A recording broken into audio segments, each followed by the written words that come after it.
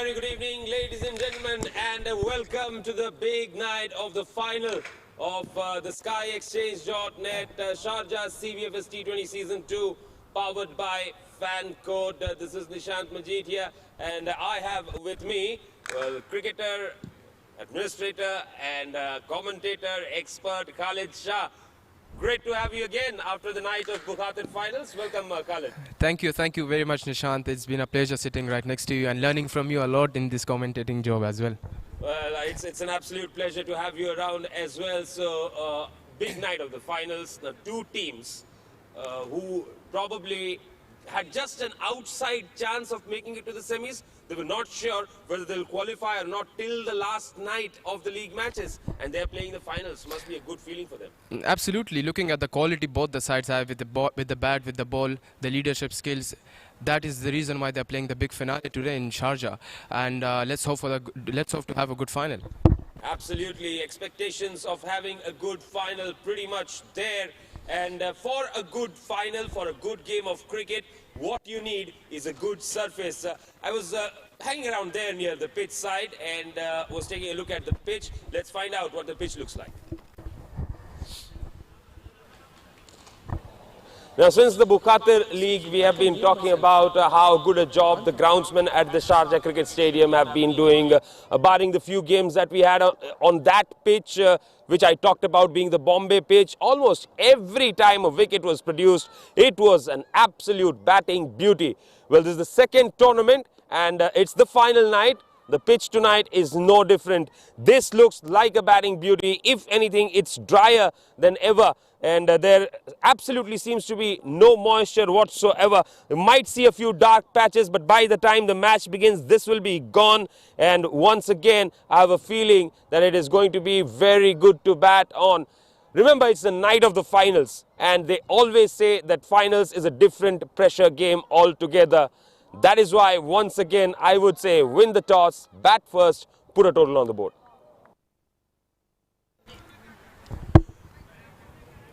Yes, well, Khalid, straight away we'd like to ask you, are you of the same school of thought in the finals, bat first and get big runs? Absolutely, and we have mentioned that previously as well in Bukhatir League. Let's follow the Australian style of playing cricket. You know, win the final, win the toss in a big finale and go for batting first. Looking at the wicket, as you have well said, obviously it's the same wicket where Asif Lal have scored that brilliant 100 in the finale. So hoping for a team batting first and winning the team batting first and putting a good total on the pitch. Well, the last 3-4 days since we came to this pitch, I think this is probably the third or fourth day of this pitch being used, and we have seen that chasing has been quite easier as compared to the other pitch. You reckon that will be playing on the minds of the captains? Absolutely, that comes in a big match always, because the captains become a lot of confused people as well. Looking at the pitch, I mean, anywhere around 180 to 200, the chase will be on because both the side has some quality batting lineup as well. Well, yes, of course, the chase will be on. It's a very tricky situation for the captains to be in, to be very honest. And our captains are very smart. They know what they want to do. They're very sure about things. Let's find out what their thoughts were. Let's find out what happened at the toss. It's the big night of the finals of the SkyExchange.net Sharjah CBFS T20 Season 2, powered by Fan Code. Two teams who have done exceedingly well in this tournament have come through and are all set to play for the ultimate glory. We have with us Mr. Iftikhar Ali, the match referee. We have the captain of Pacific, Jiju Janardhanan, and the captain of Vision Shipping, well, in the form of Saqib Mahmood. Jiju will spin, Saqib to call. Heads is the call. Heads it is. Yes, a bit of a chuckle there, Saqib. Very happy to win the toss. What would you like to do? We'll ball first. Of course, this pitch has produced runs, but it has also made chasing look very easy. That's the thought behind it? No, actually, I'm very confident into my batting lineup. That's why we decided to go on the chasing. That's it. And their strength is in the batting. That's why. So let them set the target so we can follow it.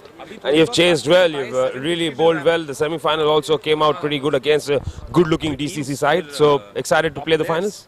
Yeah, see, cricket is a day game, so this is the final. They have a pressure, we have a pressure. So, inshallah ta'ala, the best team will win and we will try to win it.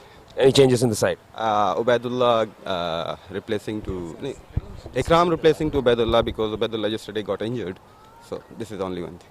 Good luck for the game. Thank you.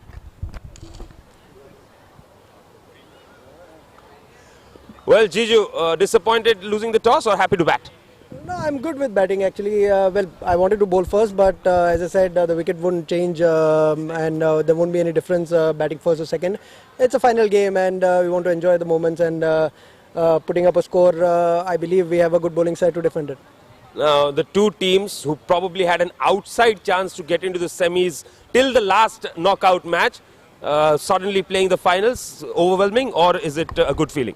It is a good feeling and to be honest, we played very well in this tournament. Even the game that we lost, we had a very good game. We put on a very good score on the board and see, they played, they batted well and they won the game. But as I said, we are playing the finals and we are looking forward to it. And any changes in your side? No, we are playing with the same side. What do you think is a good score? Well, anything around 180. Well, as I said, Sharjah wicket, there's not one total that we can rely on. We have to post as much as possible and try to defend it. Good luck for the game then. Thank you. Right then, that is the news from the middle. The toss is done with, and of course, it's the TVSL captain Saqib Mahmood who has won the toss, and he has elected to bowl first. Right, that's what cricket is all about. As sitting here discussing and analyzing the game, you keep talking about something and something completely different happens. Absolutely, Nishant. It was a bit shocking because looking at their strength lies in bowling because when you have top 3 guys in your top 10 of the tournament, in your leading wicket takers, you have to go with batting first. I mean, let the other team chase it down. Even if 150, it will be tough. But here the other way around happened, and I could see the faces of a lot of Pacific star players, and they were pretty happy with the decision batting first, to be very honest. Yes, you're talking about leading wicket takers in your team. Let's take a look at that list as well of most wickets. If you look at it, Fayaz Ahmed, Mujahid Amin, Saqib Mahmood, 14 wickets apiece. It's going to be a very, very good fight between the three. All three of them playing tonight, and brilliant performances by all three of them. Absolutely, and not to forget Jawad Ghani as well with 8 wickets. He's in the top 10s as well. So look at that. Saqib Mahmood, captain, leading from the front, one of the 3 leading wicket takers. At the same time, Mujahid Amin for Pacific, the captain, leading wicket taker again. So for sure it will be a good game of cricket with the ball. Let's see with the bat as well. Yes, of course, now that we've had a look at the most wickets, it's only fair that we take a look at the most run getters as well. Of course, the biggest of run getters are not playing this game. Asif Khan, well, it was a pity that he missed out. Salman Khan also had a pretty good time he's playing, so it will be interesting to see how he does. Ronak Panoli, again, somebody will be very disappointed on having missed out. Usman Khan, but Jiju is there. Jiju will want to add to those 229 runs. Absolutely, all the big names are there. Looking at Salman Khan, he's playing for Vision Shipping, Jiju Janardhan, Fayaz Ahmed, Abe Jotin. So the big names are there. This shows if you want to play the final, it has to be teamwork. And looking at this top 10, you have 5 of them playing in the final with the bat, with the ball. It should be an interesting game tonight.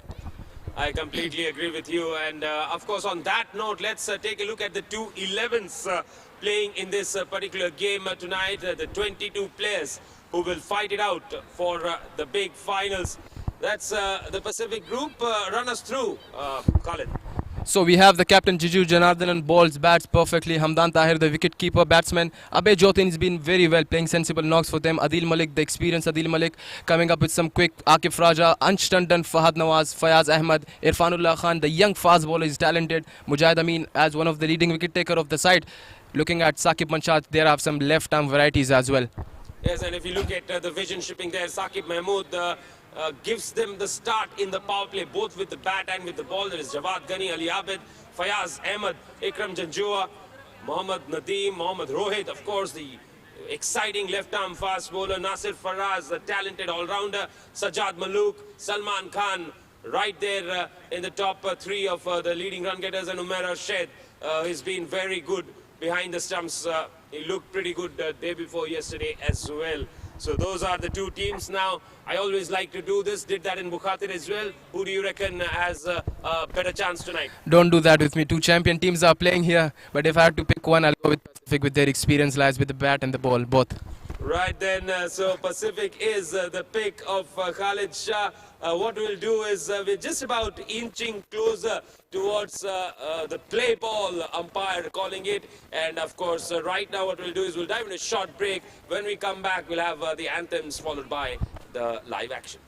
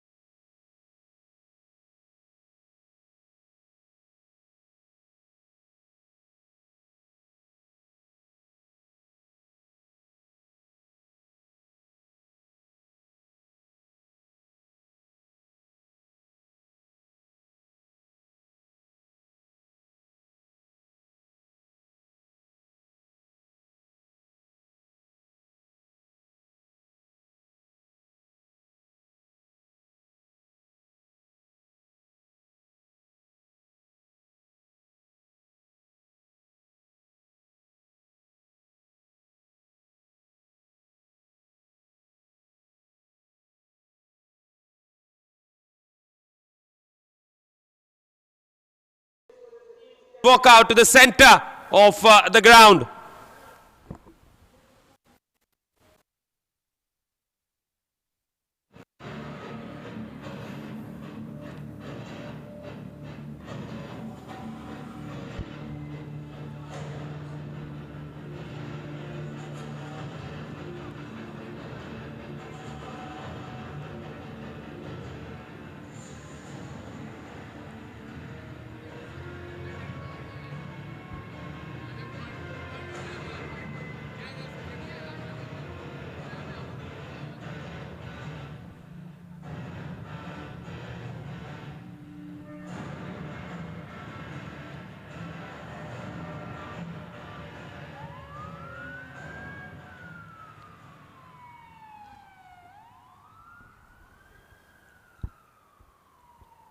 Yes, these are the two teams playing the finals tonight in the SkyExchange.net Sharjah CBFS T20 League Season 2, powered by FanCode. Coming to you live from the historic Sharjah Cricket Stadium. It's time for the national anthem.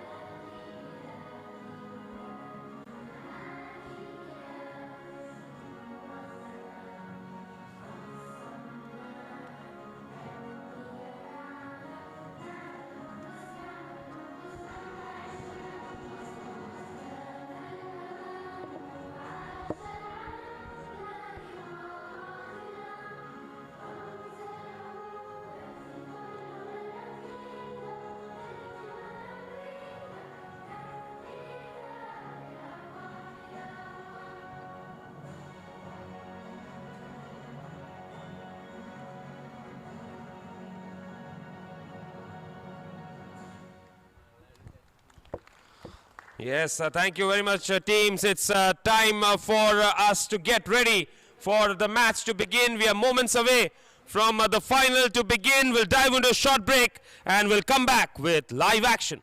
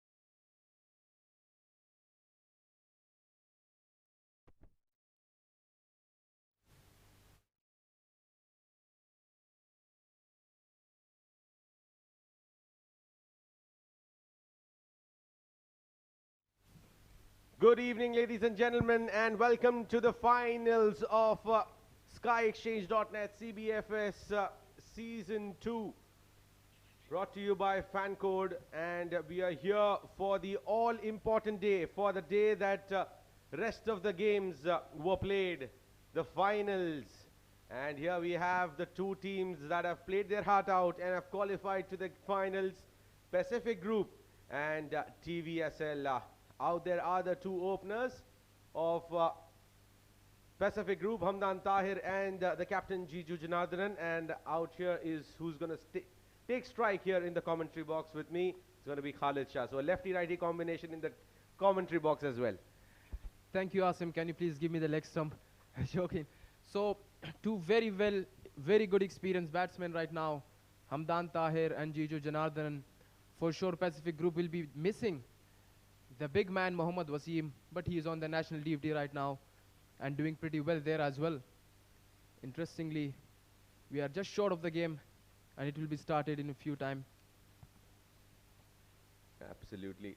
Looks like there has been that interruption coming through, because of which the play being extended for longer than expected here. And Khalid, what do you make out of the sides that are playing through here? I mean, specifically, I am keen on understanding the change that have come in. Mayank is not playing. How big of an impact that could be, according to you? Well, it was a bit shocking decision, to be very honest, because Mayank, the way he plays spin, especially in that middle order, the way he rotates is a very important player for any team to be whenever he's in the side. Looking at Pacific Group's team, they have Jiju Janardhan, the captain, Hamdan Tahir, a very good left-hand batsman, the wicket-keeper batsman. They have Abe Jotin, Adil Malik, Akif Raja, Ansh Tandon, Fahad Nawaz, Fayaz Ahmad, Irfanullah Khan. I'm very impressed with this young fast bowler. He bowls quick, he hits the deck very hard.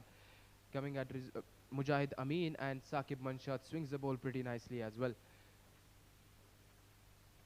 Well, absolutely. And talking about Pacific Group there, the only thing, in fact, the vision shipping, there was that one change that came through where Ikram Janjua, he has been brought back into the side in place of Ubaidullah Muhammad. Now, again, a pretty surprising move coming through.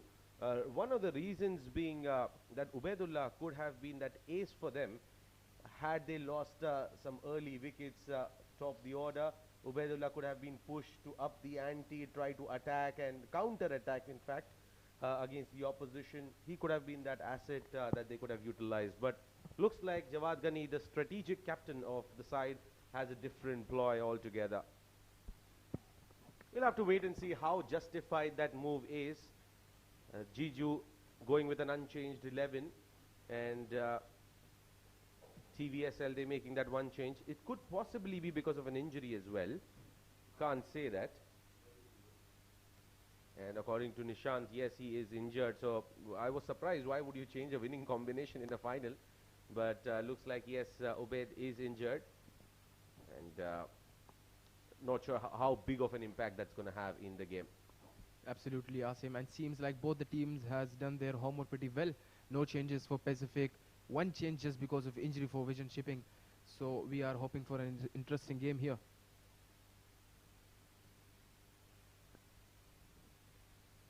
And it's going to be Saqib Mahmood who's going to be bowling from the SCA end. Very interesting. Pretty interesting here. Saqib has always bowled from the Bukhatir end. Today the plan seems to be slightly different. It's the same track where he got belted in the semi-finals. So looks like he's trying to change fortunes by changing ends. Let's wait and see. Here comes Saqib, says the umpire, play. Driven uppishly and handsome. What a way to start. Jiju and Pacific, they are off the mark. Jiju Janardhanan doing what he's known for actually. First ball in his arc, went over the head of the fielder, no fielder at all. And the ball went for the boundary. First boundary for Team Pacific Group. We must say the experience of Jiju will be playing a huge role in this grand finale, Asim. Absolutely. I can't agree more to that, Khalid. Jiju, Fayaz Ahmad, Fahad Nawaz, Adil Malik, you name them. All big match players out there. Played upish in the gap, balls racing away. Looking for two and will settle for one though. So the plan is pretty clear here for Pacific Group. They want to do some business in the power play itself because the captain, he started aggressively, same as Hamdan. Hamdan, he plays pretty fast as well. Looking at the batting lineup, obviously they have Abe Jotin who can take the game long. Then they have Fayaz Ahmad can play the anchor role and can play both the roles actually. He can rotate, he can hit huge sixes. So yeah, the plan is clear. You have to do some business in the first 6 overs. Absolutely, and having knocked off Interglobe Marine from the contest completely with that massive victory, this game is going to be right in the balance. You just can't predict one winner out of the two. Equally balanced side, and they've played some good brand of cricket throughout. Here comes Saqib to the left-hander. Steps down and will just be a dot ball. Well, Asim, absolutely. Looking at the top performers of the tournament with the bat, with the ball, both the team has some of the guys, at least minimum 5 guys each. So it shows that it's been a teamwork for both the teams, and no doubt some of the big names. The captain himself for Team Vision Shipping, Saqib Mahmood, is one of the leading wicket taker of the tournament. Same as Jiju Janardhan, and the captain is one of the leading run scorer of the tournament. So the teams are very well balanced here. Well, absolutely. Steps down, plays it upish, and what a way to start his innings here. Hamdan Tahir looks out to be in a very positive mood. Excellent pickup shot there from Hamdan. They are not wasting any kind of time here. They know Saqib Mahmood pretty well. Interestingly, he took 4 wickets last game against Pacific Group itself, and they have done their homework pretty well. He's not playing on the pitch itself. He's trying to move his feet. Mind you, this track is going to be a belter of a track. Well, comes down, just plays the full toss on, taps it down for a single. It's a smart move here.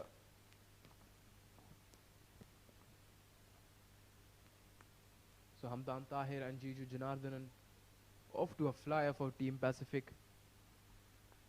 The batting has a huge experience. The bowling is very well experienced as well. Any target around 170 in a final, it will be a tough task. But looking at the lineup of Team Vision Shipping, they have some quality in their batting as well. Talk about Ali Abid. What a brilliant batsman he is. Indeed. That has been driven hard. Fielder covering it up, Sajad Malok, and they'll manage to get back for 2. So that's what a start here coming in for Pacific Group. They're 1 after the end of the first over, 14 for no loss.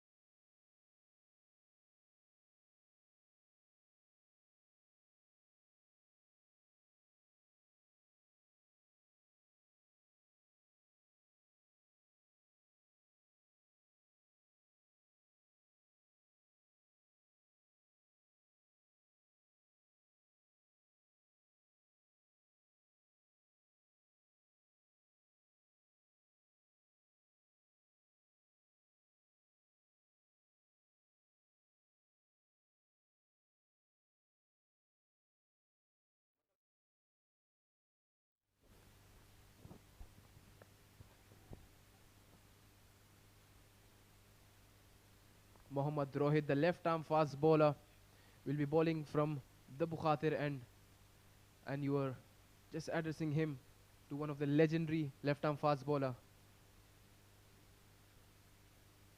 Steps down, gets an inside edge, and will get a lucky boundary here.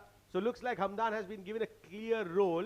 Just go out, express yourself. We do not want you to just stick around there. Just express yourself and make full use of the power play. And that's the right approach in a big final.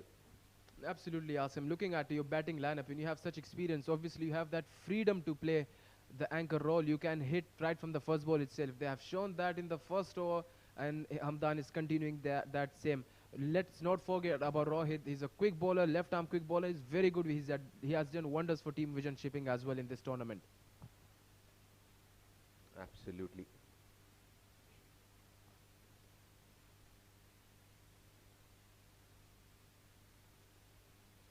Played upish, and that will go for another boundary.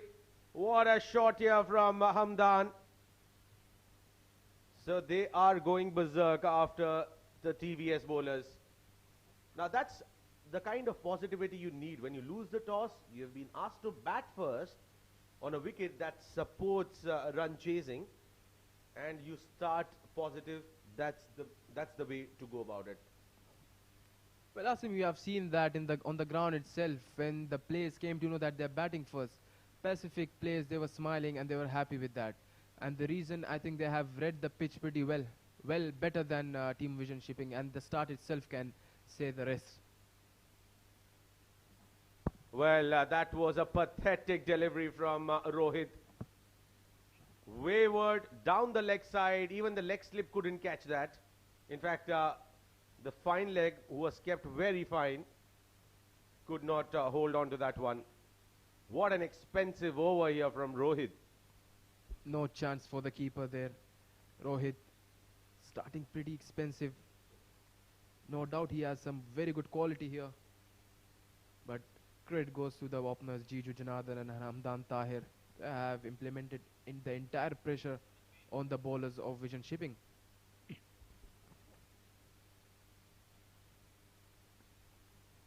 Pace, and all he had to do was just glide the ball. Looking for two. And that should be out. That's the end of Jiju. Mix up there. Yes, no, he could not turn back on time. What a throw from Sajjad. And look at that. They start to believe. This is the luck which you don't want to have if you're a Pacific fan or you're Jiju Janardhanan. What a terrible mistake there. Got run out. He'll not be happy with that. Started pretty well, Jiju Janardhanan. But what a brilliant throw and a good run out there. Vision Shipping will be very happy at this moment. Well, what a way to get out. Run out in a final where you were looking so solid with your approach. Look at that throw from Sajjad.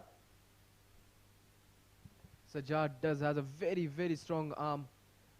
We have played with him. We have seen him in the past as well doing some wonder sticks, some very good catches as well as very good runouts.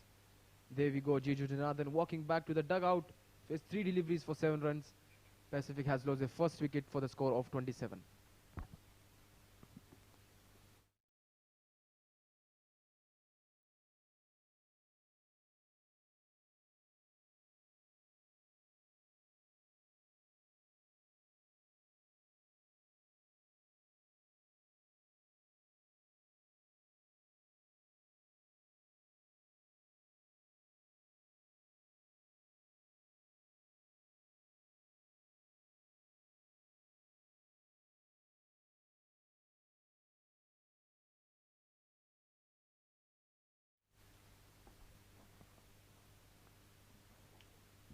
Abhay Jotin is the new man in, coming in at number 3.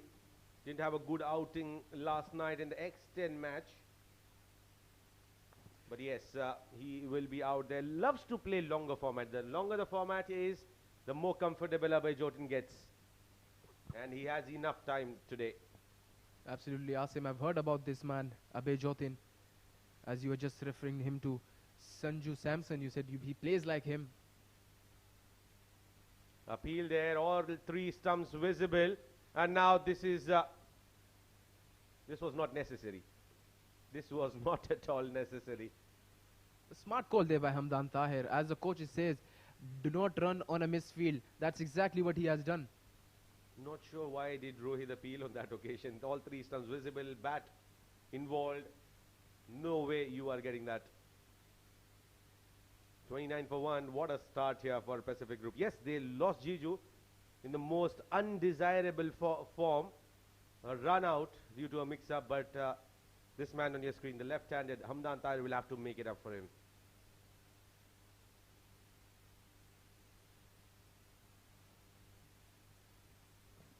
Hamdan does look solid right now. And the way he's been playing, started some good, beautiful boundaries and huge 6 over the long on region. No doubt he's the man who has to do some business here for Team Pacific Group. He has done it in the past. He's doing it again. With the dismissal of Jiju Janardhan, obviously he has to take over from here. Fayaz Ahmed, the man to follow. He's been a brilliant form here.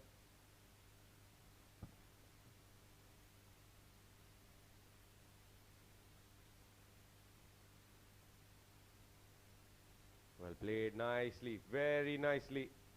And gets a single. So Hamdan will keep strike for the next over. 2 overs gone, Pacific Group 30 for 1.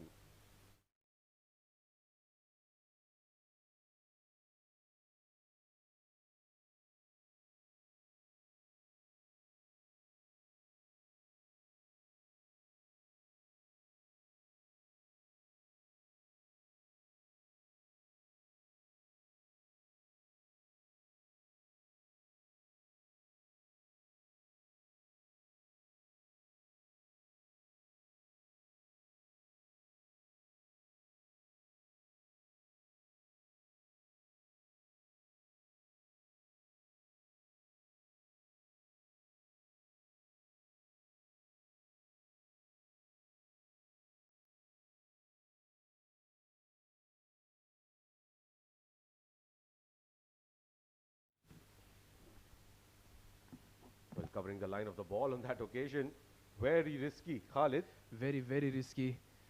Hamdan Tahir is trying to take some risk, but I feel the scores which you wanted, actually, you already got that in 2 hours. Let's not take that risk, Hamdan. Now, Khalid, with the kind of field that is set up here, there is a long on and there is a mid wicket. There is a short mid wicket.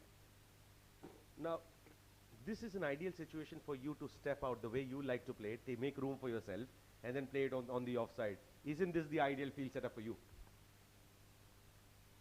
Absolutely, Asim. But you have to bowl at that area to me. Well, regardless, if you're making room after the ball is pitched, doesn't matter. You make your own areas and try to play your shots where you love to. Yes, if it's not meant to be slashed, you might not slash it, but you'll play it over the mid-off fielder. Absolutely a point here. But looking at Hamdan, it's completely different. He's trying to cover the wickets again. And when you have two fielders at the long on and the deep mid-wicket region, it can be a bit difficult to play that shot because, again, he's a strong man, he's a strong boy. He can clear that boundary easily. He's completely trusting his power here. Spot on, spot on. Can't agree more to this one, Khalid. Pretty much agreeing to what you said. Now, same field position here for the right-hander as well. The fielder has not moved. He's going to bowl in that channel for sure.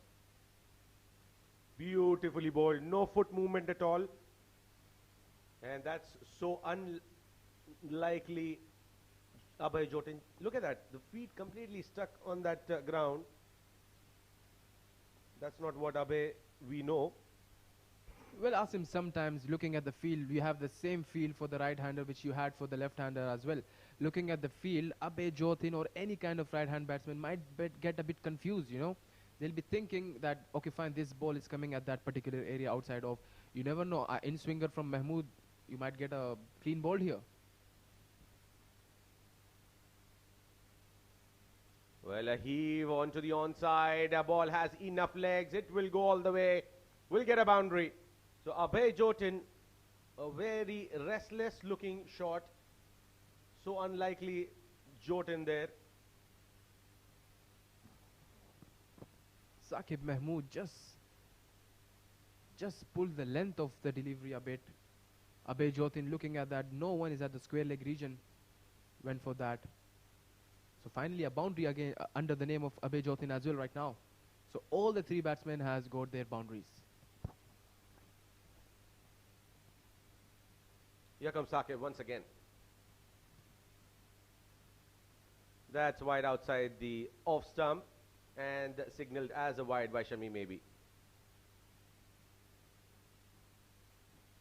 Very, very good leave there from Abhay. Did not try to fish that one. There was, a lot of swing on offer for Saqib Mahmood. Absolutely, and he has taken some good wickets here for Team Vision shipping here. As well, Asim, it will be interesting to see when they'll be using the man himself, Fayaz Ahmed. Pulled, but straight to the fielder who misses, and they'll manage to get a single there.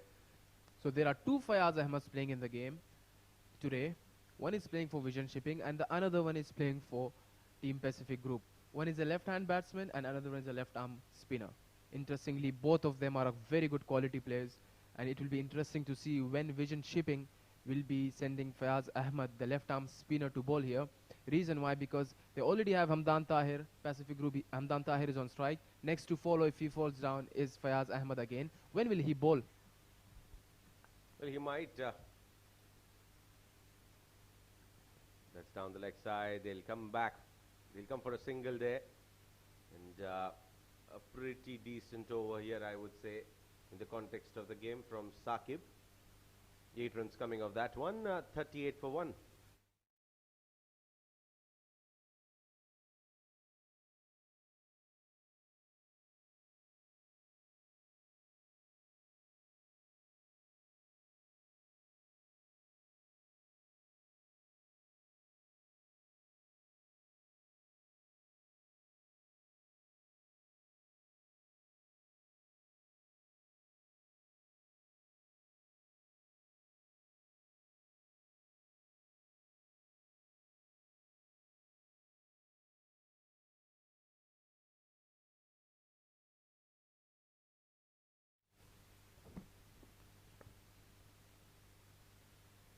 Played in the air, chance for the fielder, and no one went for it. This is mediocre stuff. What a brilliant delivery there by Rohit. Hamdan Tahir was completely waiting for that outswinger. He was not aware of that. Now his short balls are really quick. Trust me, they skid on from the surface, and he has unsettled, the quality of Mohammad Wasim a couple of times as well. And he is really good with those short deliveries. He'll surprise you, and he can even push you on the back foot and get you out on a yorker on the next ball itself. Absolutely. Looking at that, Hamdan Tahir had no chance at all. Wide down the leg side. We'll have to wait for the signal of the umpire. And that's off the pads. Pretty interesting. It shows that if not with the bat, I'll give you with the buys or the pads. Extras are coming here.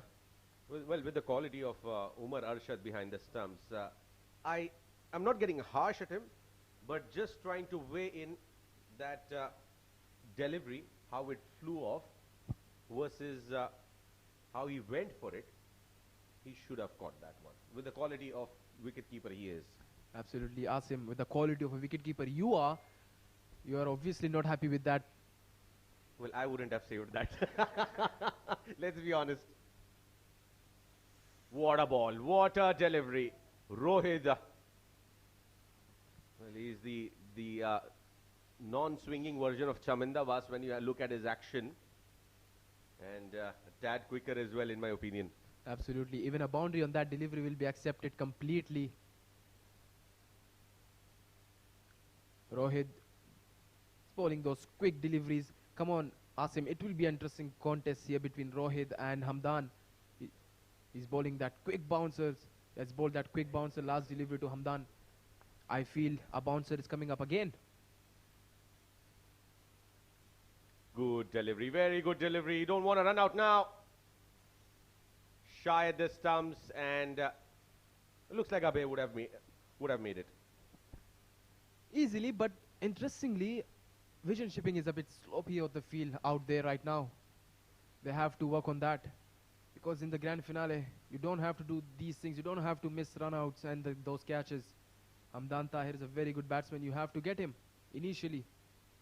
Or else with the scorecard, with the start which Pacific got, anywhere around 170 to 180 will be on the cards. Absolutely. Again in the air, chance for the fielder. Fayaz trying to settle and just misjudging that one. He'll get 2 there, but not in the most convincing fashion. Hamdan's living dangerously. Short pitch delivery, taking a step down, getting a hand onto it. Fayaz. We saw Ansh Tandon taking a spectacular catch in the previous game, the semi-finals.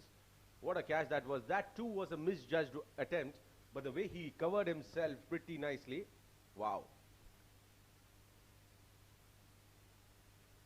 Well, that's played on the onside. Will just be a single. Let's talk about Ansh Tandon, no doubt. A very good left-hand batsman and a very good fielder as well. Absolutely. We'll continue this chat once we're back from the break. 4 overs gone, 47 for 1.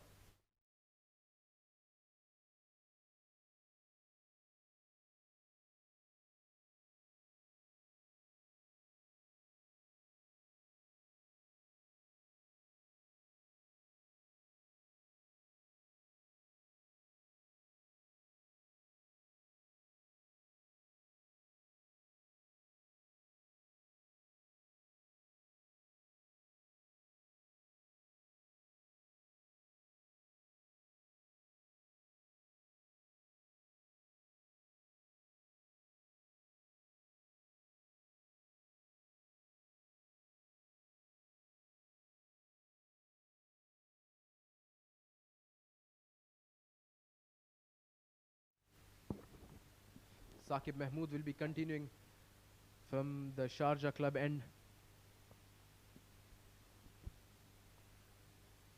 He went wicketless yet today. Both the bowlers were a bit expensive in their first 2 overs itself.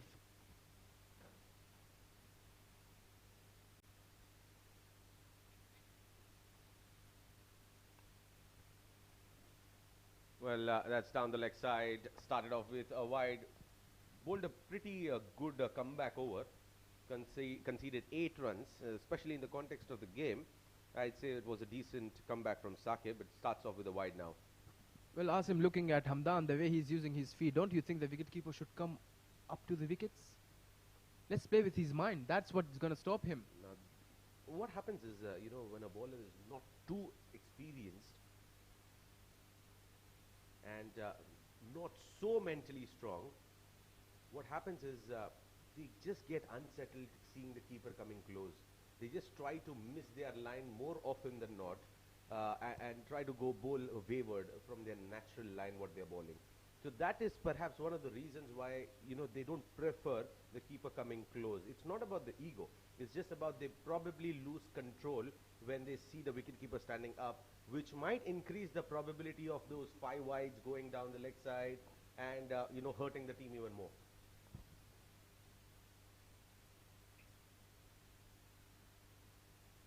Again, Abhay Jyoting trying to do something extra, but no connection at all. Straight to the long off fielder for a single.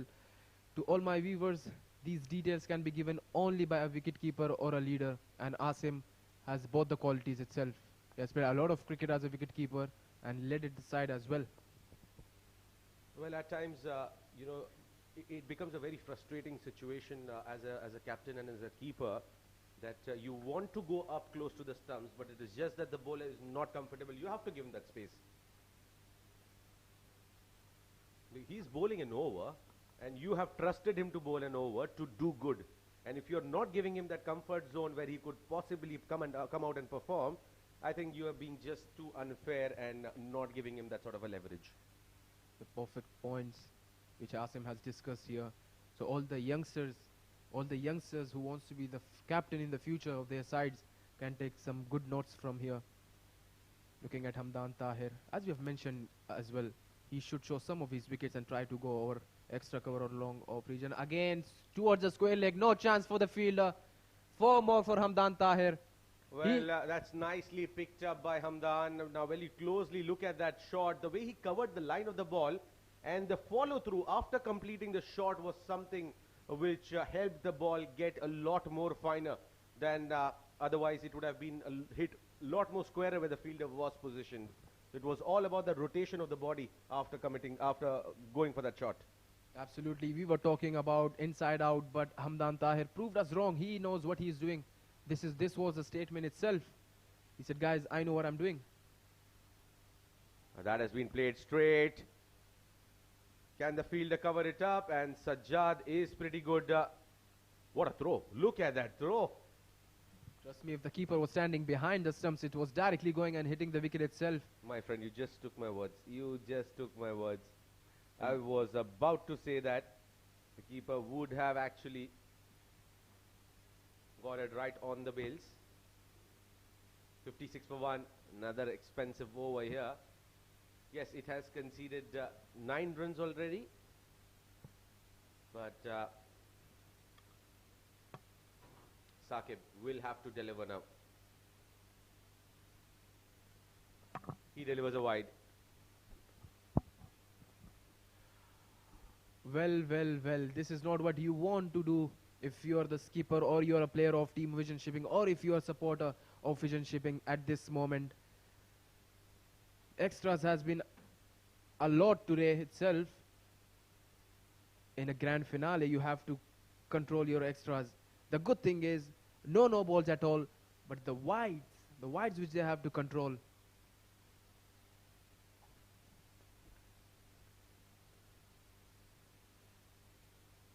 That's been played down the ground for a single. So now what's I like about the approach from Hamdan is that it is taking the pressure away from Abhay Jotin to score at brisk pace. 5 overs gone. We'll talk more about that. 58 for one Pacific Group.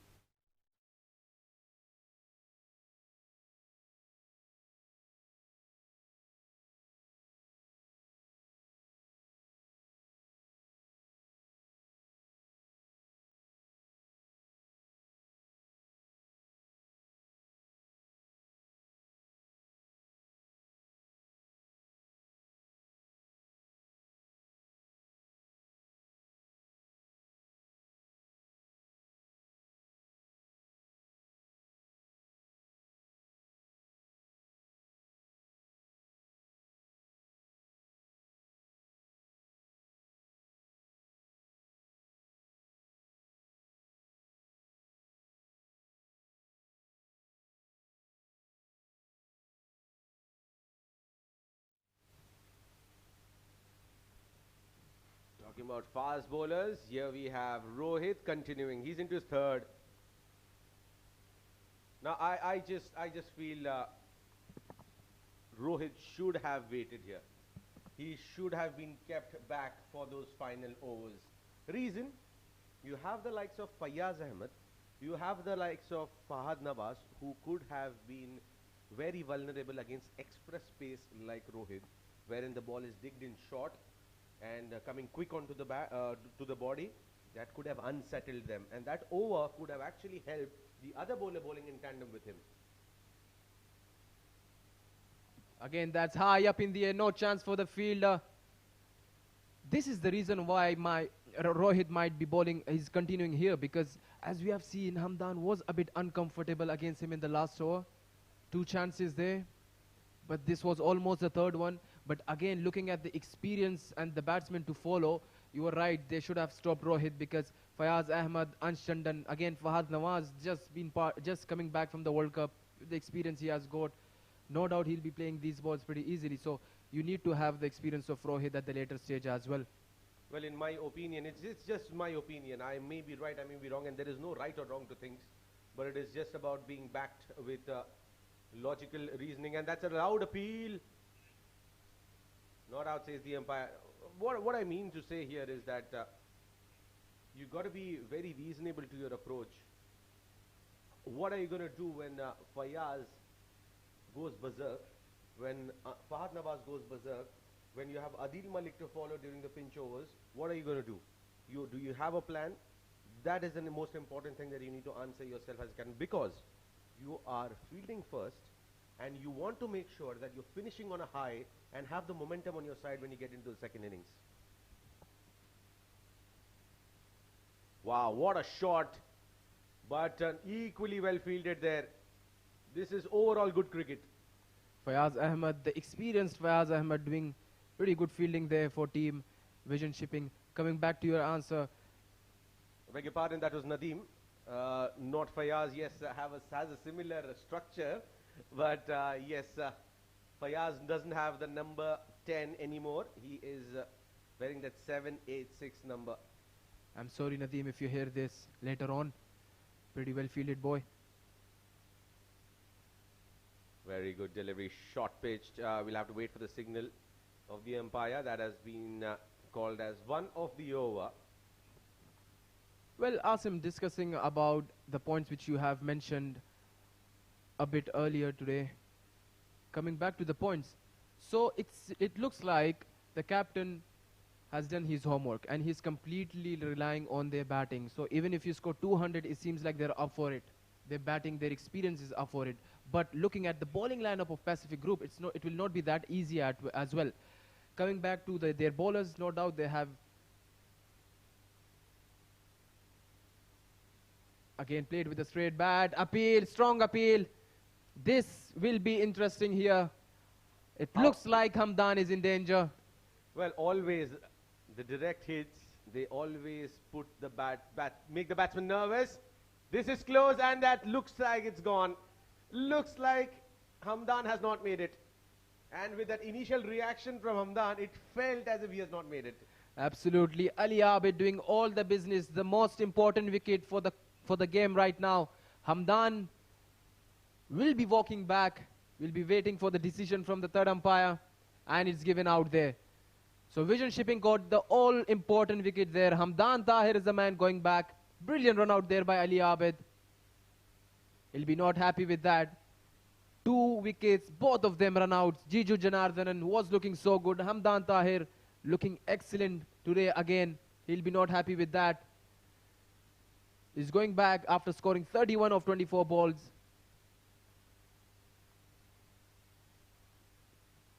Team Pacific Group, after 6 overs, the loss of 2 wickets, they have scored 60 in the power play.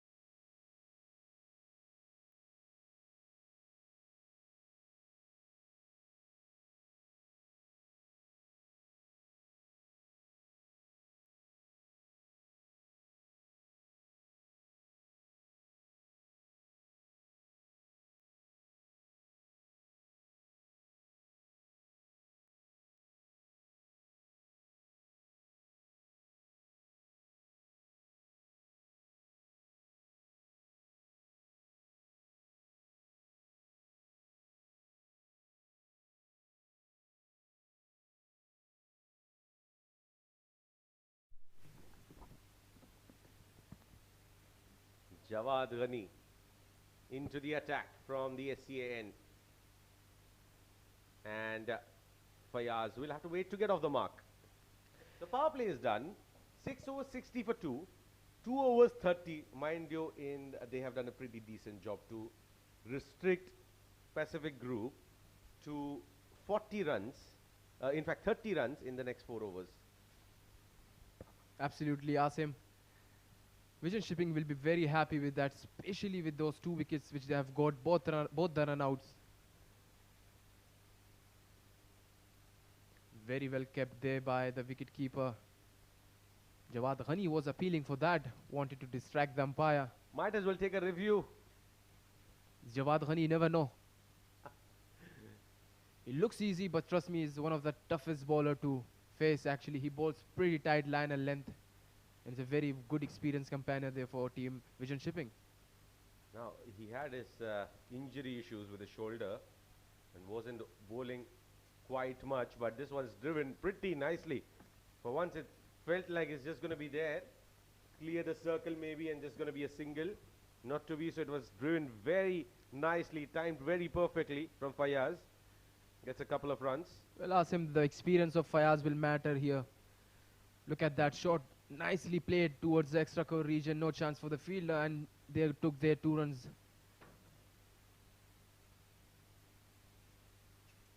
Again, down the leg. Wide will be signaled by the umpire. No appeal this time. Talking about Fayaz Ahmed, he has done wonders in the past for the teams he has played for. He's a very good left-hand batsman. He has that leadership qualities as well. So the experienced bowler, experienced batters, good context going on. That's wide outside the off stump. There is a third man in place. He will come into action and just be a single. Looks like with the arrival of Fayaz Ahmed, things might delay here for the left-arm spinner Fayaz Ahmed. Absolutely, and not to forget, Anshandan might follow up next. That's the beauty about having the right balance in your side in terms of the right-handed and left-handed batters. And when you have them, you always put doubts in the mind of the opposition captain to avoid the match game as much as possible. Look at that, excellent delivery. Now, he's looking very different to me, Abhay Jotin. Just not getting his front leg moving. Look at that, it's stuck there. Looks like the nails went in and just did not want it to come out. This seems to be the pressure of the grand finale here, Asim. Because we all know Abhay Jotin, he plays pretty good cricket. This is his situation. The score is on the board. The circle is open. You can just rotate, keep on rotating. Look at that, how easily he does that. We have seen that in the Bukhatir 50 overs as well. Well, I think he has to play that second fiddle here with Fayaz. We know how quickly he switches his momentum, his mode. And in the last couple of years, he has been in tremendous form, has stood up to all the tough times that the team were in, and has delivered consistently. But tonight is the night that will matter. Absolutely. It seems like Asim, Jawad Ghani is not comfortable bowling to the left-hand batsman. That's the reason why he has asked his wicketkeeper, can you please go back? It's a good move, by the way.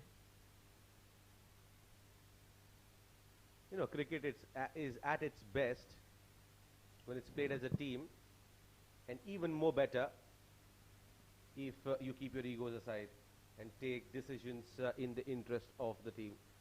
Well, I completely agree with you, Asim, there.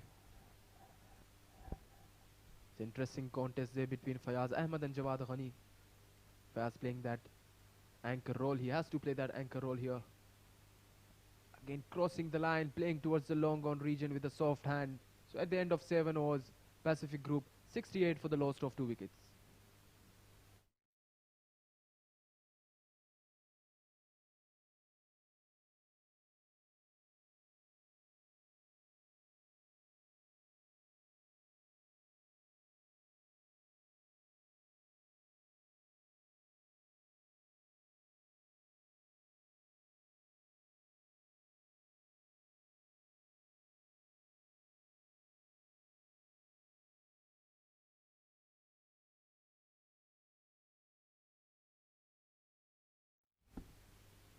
That was the power play in a nutshell, and run out. I think that stop from Humdan, you know, did the damage. He'll be eating himself the entire night tonight, because this was the day. This was the day where he was doing all the business there for Team Pacific. He started brilliantly. He was playing nicely. Soft hand, hard hands, big six. But that run out he did a big mistake there. Look at that. So the experienced Fayaz Ahmed to another experienced Fayaz Ahmed. So the left arm spinner to the left hand batsman. It will be an interesting contest here, Asim. Absolutely. Fayaz to Fayaz. And that has been punched down for a single.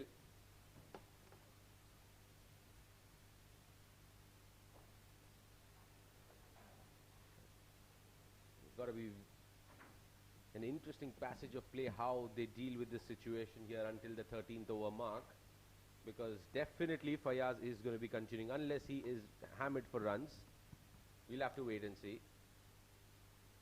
And look at that, taking the toe end of the bat. Fayaz, who bowls slow, doesn't have that orthodox short third in place, and will just get a couple of runs on that occasion. So they're scoring at that around that 10 and over mark, slightly in excess of 9.5, and we'll have to wait and see how much will they be able to add here. Joining me in the comm box has had a busy start to the day, Nishan Majidia. Welcome back, Nishan. Thank you very much, Asim. Yes, it's been a busy start to the day, no two ways about it.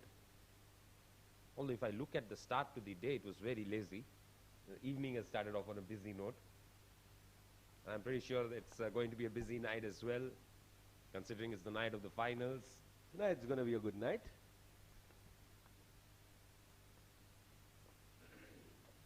For one of the two teams. Yeah, and for us, I mean, doesn't matter who wins. We need a blockbuster. As simple as that. That's played upish in the air. Chance taken. Wicket here for Fayaz Ahmed. And he was lured to play that shot. Look at the amount of flight he gave in. He was a day early on the shot, and Ali Abed won't drop those. That's the end of Abhay Jotan. Number 3 falls here. Yes, he passed for 12 of 14 now.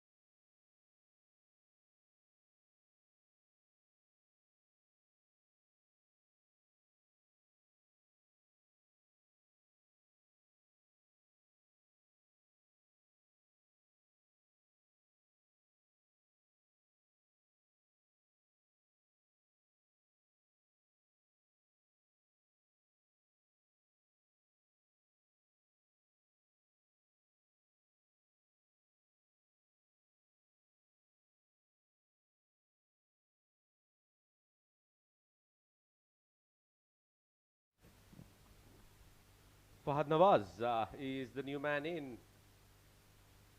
Tad too early in my opinion. Probably would have been ideal for him to come down after 12. But let's not forget the kind of performance he delivered in that game against the same opposition. Yes, he is someone who can be very dangerous, Fahad Nawaz. And I think in that game also he came in a little late and turned things around, no two ways about it.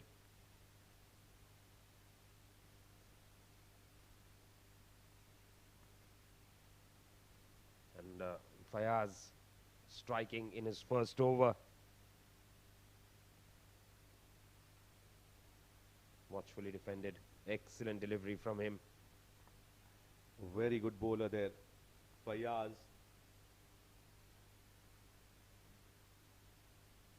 He will make you work for your runs. And that should be called as a wide, and that is called as a wide by the umpire.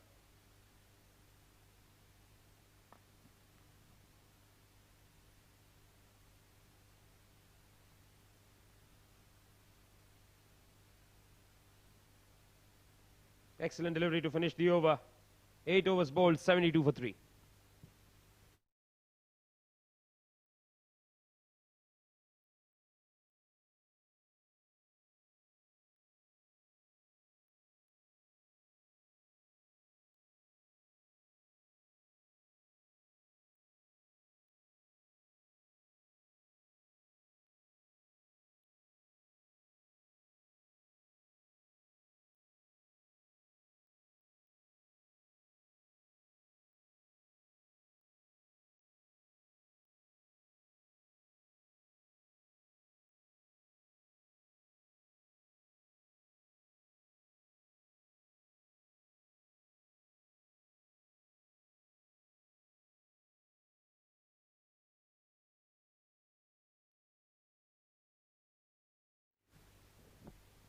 So Jawad Ghani into his second over now. Bowling to Fayaz. Nicely done. Just opening the face of the blade. But Saqib Mahmood there. In the deep. Just a single. That'll bring Fahad Nawaz on strike.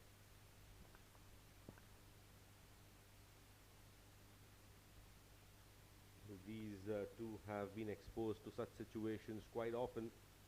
And I reckon it's going to be, should not be a tough affair for them to come out of this and try to get them, knowing the fact that they're not chasing any total out here. Whatever they get is something that's going to be added to the team. Meanwhile, Jawad has bowled one down the leg side. That'll be wide.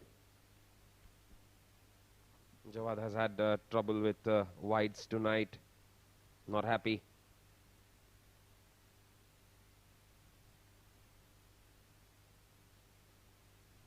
Bowled outside the off-stump, bowled outside the leg stump as well.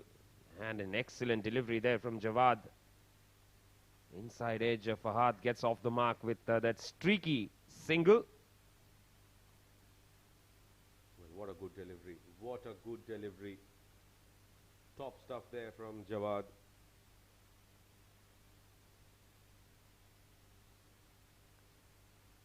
$75 for 3 after 8.2. That's been cut away nicely. Looking for 2, but there is Ikram Janjua who will cover it up and will get a single.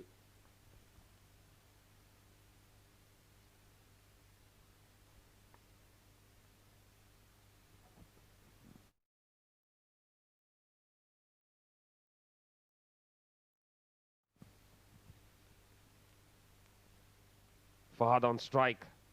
Oh, that's off the outside edge there. Third man in place. It will be interesting to see Nasir Faraz to come on to bowl as well.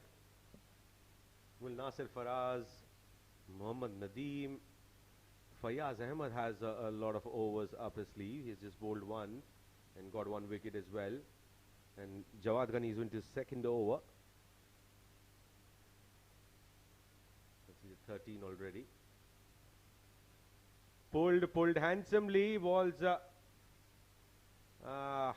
just holding on to the turf there on that occasion. Not skidding away.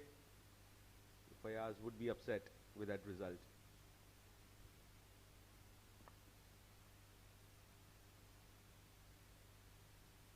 Now is the time to probably just arrest the slump here. We've lost a few wickets.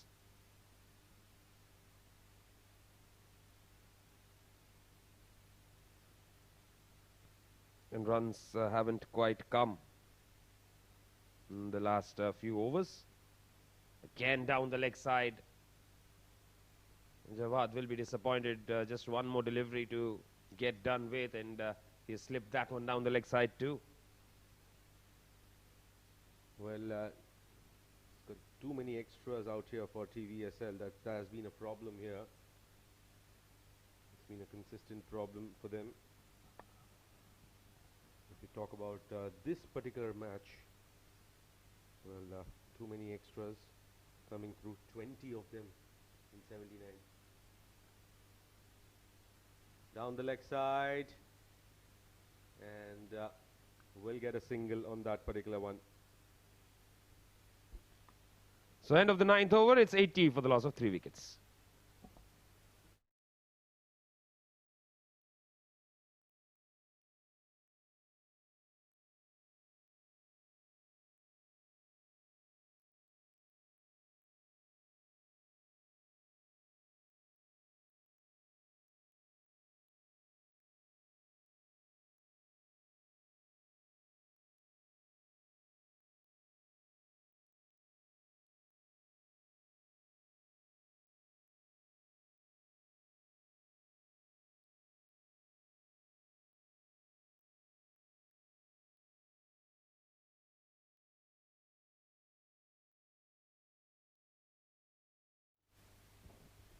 Good looking sweep shot there from Fahad.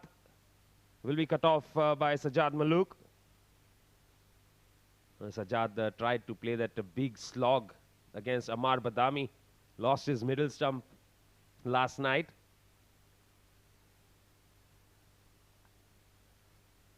Well,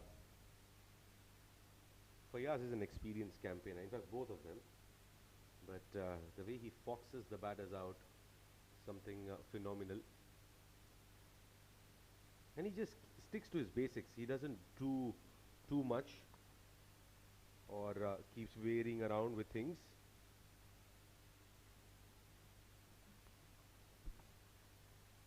Now the good thing for Pacific, why I think that they might not follow the route of a future mattress or a DCC, is that Fayaz, the man who is in the middle, is someone who is okay playing this role. of scoring runs, a runner ball, till he gets his eye in, and then just kicking off and ending with a striker of around 130, 140. Absolutely.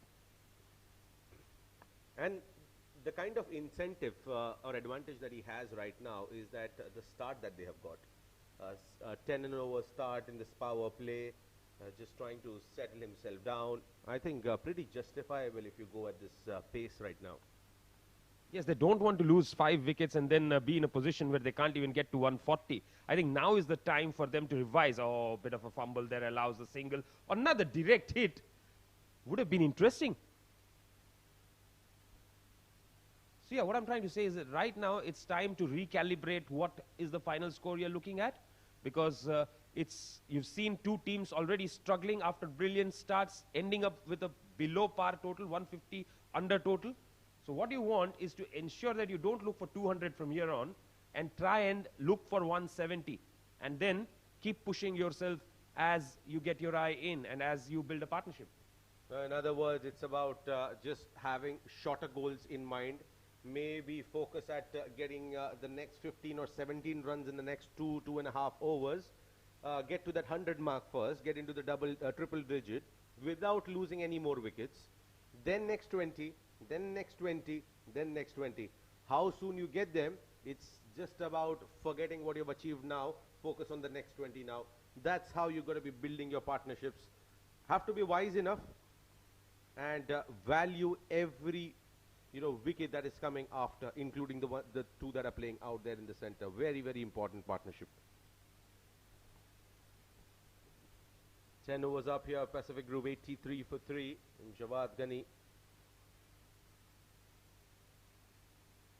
he's into his third.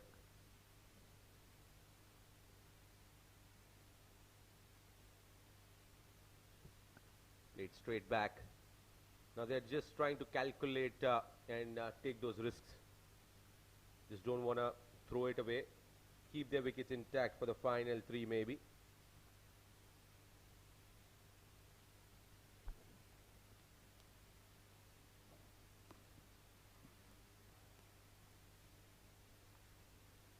Fayaz batting on 8 of 10.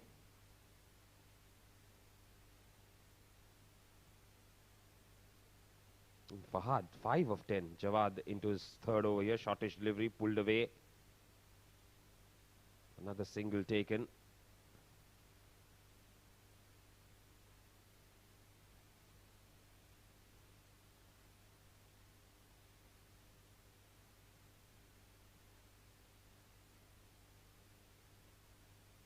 There's a very crucial passage of play. 4 overs, 47. Next 6.2 overs, they've added just 38 at a runner ball. Flicked away for another single this time. The runner ball saga continues. They've lost a couple of wickets as well. Well, absolutely. They have to be really smart enough to bat this passage of play, which is until the 14th over mark maybe. Because post that, you can cut loose and you can lay in that foundation for Adil Malik to explode, and that has been cut away handsomely. Will get a boundary.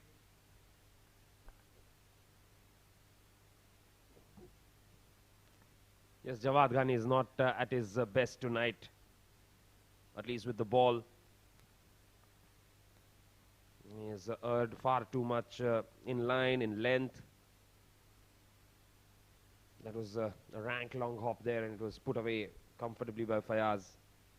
And that is what Fayaz does. He will not miss out on any opportunity to get runs. And this time, looking to go for that shovel there. We'll have to wait for the umpire's signal. They pick up a couple. Bye signaled by the umpire.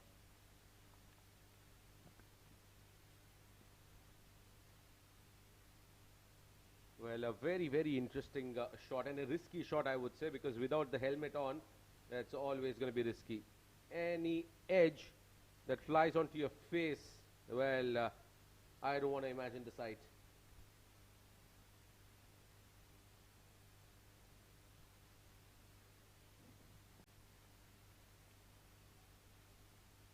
Again shot, again goes for the pull. This time gets it on the shoulder. Some strategy there from Gunny. 3 overs bowled by him, 11 done, it's 92 for 3.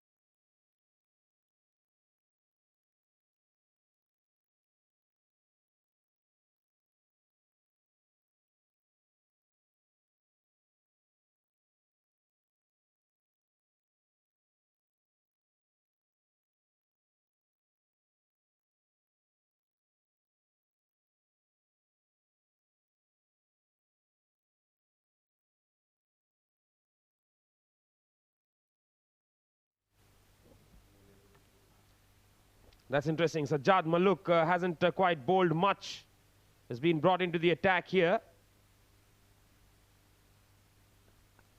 Now, very valid point there. He hasn't bowled much, but he knows a thing or two about bowling in situations where the batsman is going after the team. And one good thing is that they have just been silent now. This would be that opportunity for Sajjad to just sneak in through, bowl a couple of good overs, and when they are in the mood of swinging hard, he'll already be settled in terms of having an approach what he needs to be bowling at these batters. Well, to start with, he's just making up for Saqib Mahmood's 1 over, I feel. And then depending on how he bowls this one, we'll probably see him bowl other overs. I'm a little surprised that Nasir Faraz has not been given the ball. Nasir Faraz and Farazuddin are 2 offies I've really enjoyed watching. Well, did you see him bowl in the entire CBFS T20? I don't think so. I haven't seen even an over that Nasir Faraz has bowled. Meanwhile, wide signal by the umpire down the leg side. Yes, Rolly, you're right. Fahad batting on 7 of 12.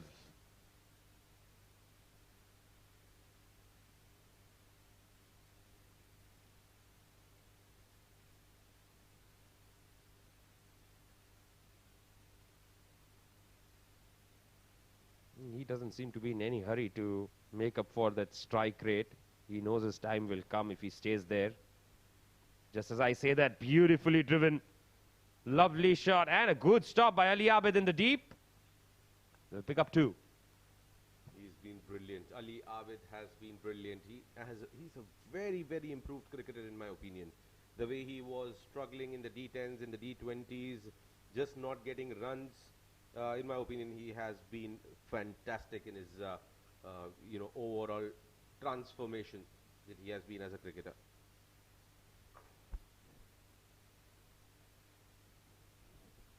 Nicely played. That ball was coming into the batsman. Nicely played.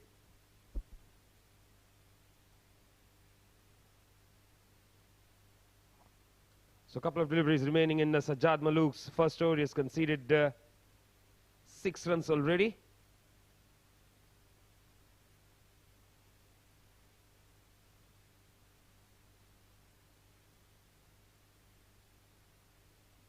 Fayaz batting on 14 of 15 right now.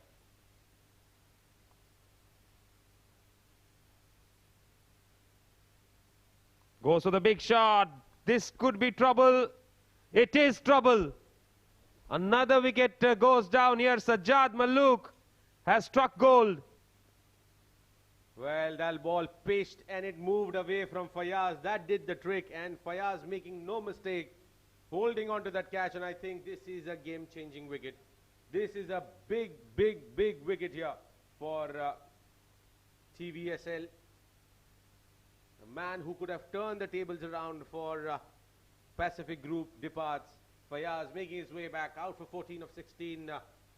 And Team Pacific Group, they lose their fourth at the mark of 98.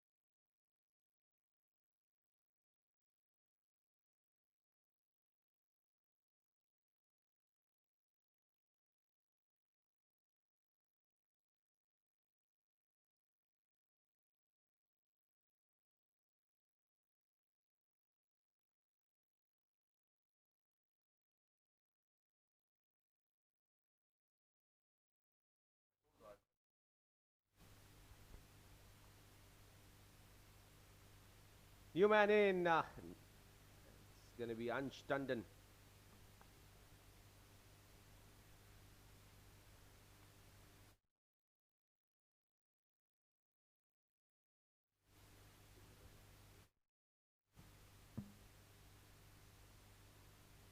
Well, playing it with soft hands there, and Pacific Group 98 for 4 after 12.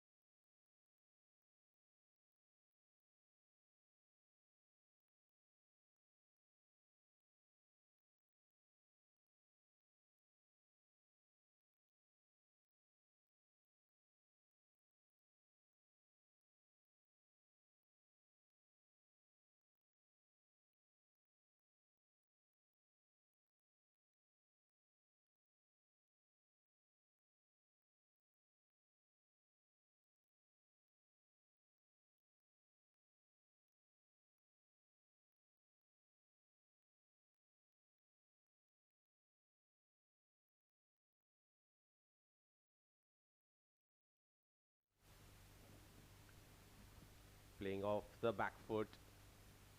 Now, Fahad's role is very crucial here. Man who has played 15 deliveries for his 10. So very unnatural, Fahad Nawaz. Got the role to play in the middle overs.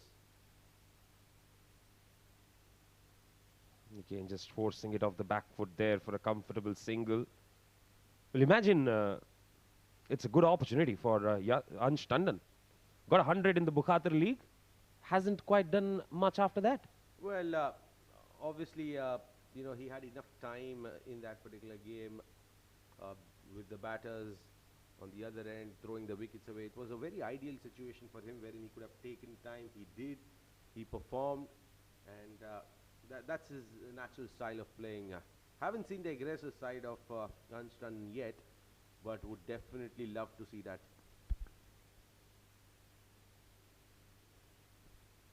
And it looks like he has heard, and it has hurt. Okay, it takes a couple.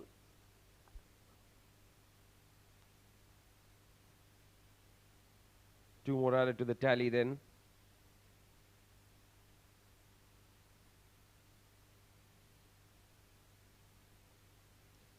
So Ansh Tandon off the mark there, 100 up for PCG. Flattish outside the off stump, looking for the cut there, missing it. Well, Nishant, this is where I feel that Pacific Group, they lost their entire planning in terms of their squad selection. Missing out on Mayank Chaudhary for sure. They would have wanted him to be a part of this lineup just for this fact. that very, very good fielder, excellent keeper as well. Could have been a handy option coming through. And I just feel that he could have been that extra cushion to their batting order. That would have given the extra leverage to the top order players to go out and cut loose. He's gone for the big shot here. Has he connected it well? No, he hasn't. He holds out. Fahad is back in the hut, and this is another big blow. Pacific are falling apart here. Well, definitely that's a big, big blow. Not sure why did he play across the line. He could have played it towards extra cover where he loves to play. And Fayaz Ahmed picks up his second. Fahad Nawaz walks back for 11 of 17, and this is the downfall for Pacific Group that has started. Half the side back in the pavilion at the 13-over mark.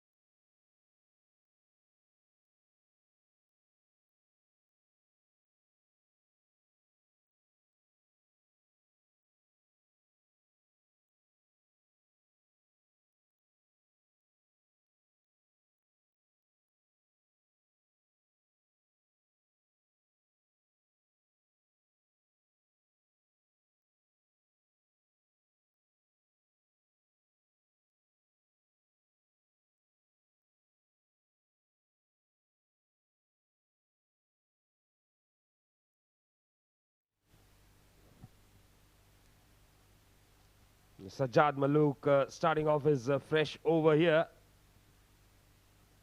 Second over. Ansh Tandon has a big responsibility on his shoulder.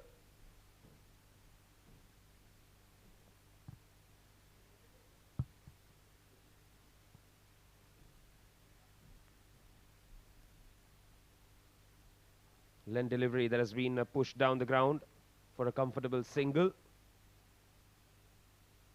Now getting runs from here on is going to be very difficult.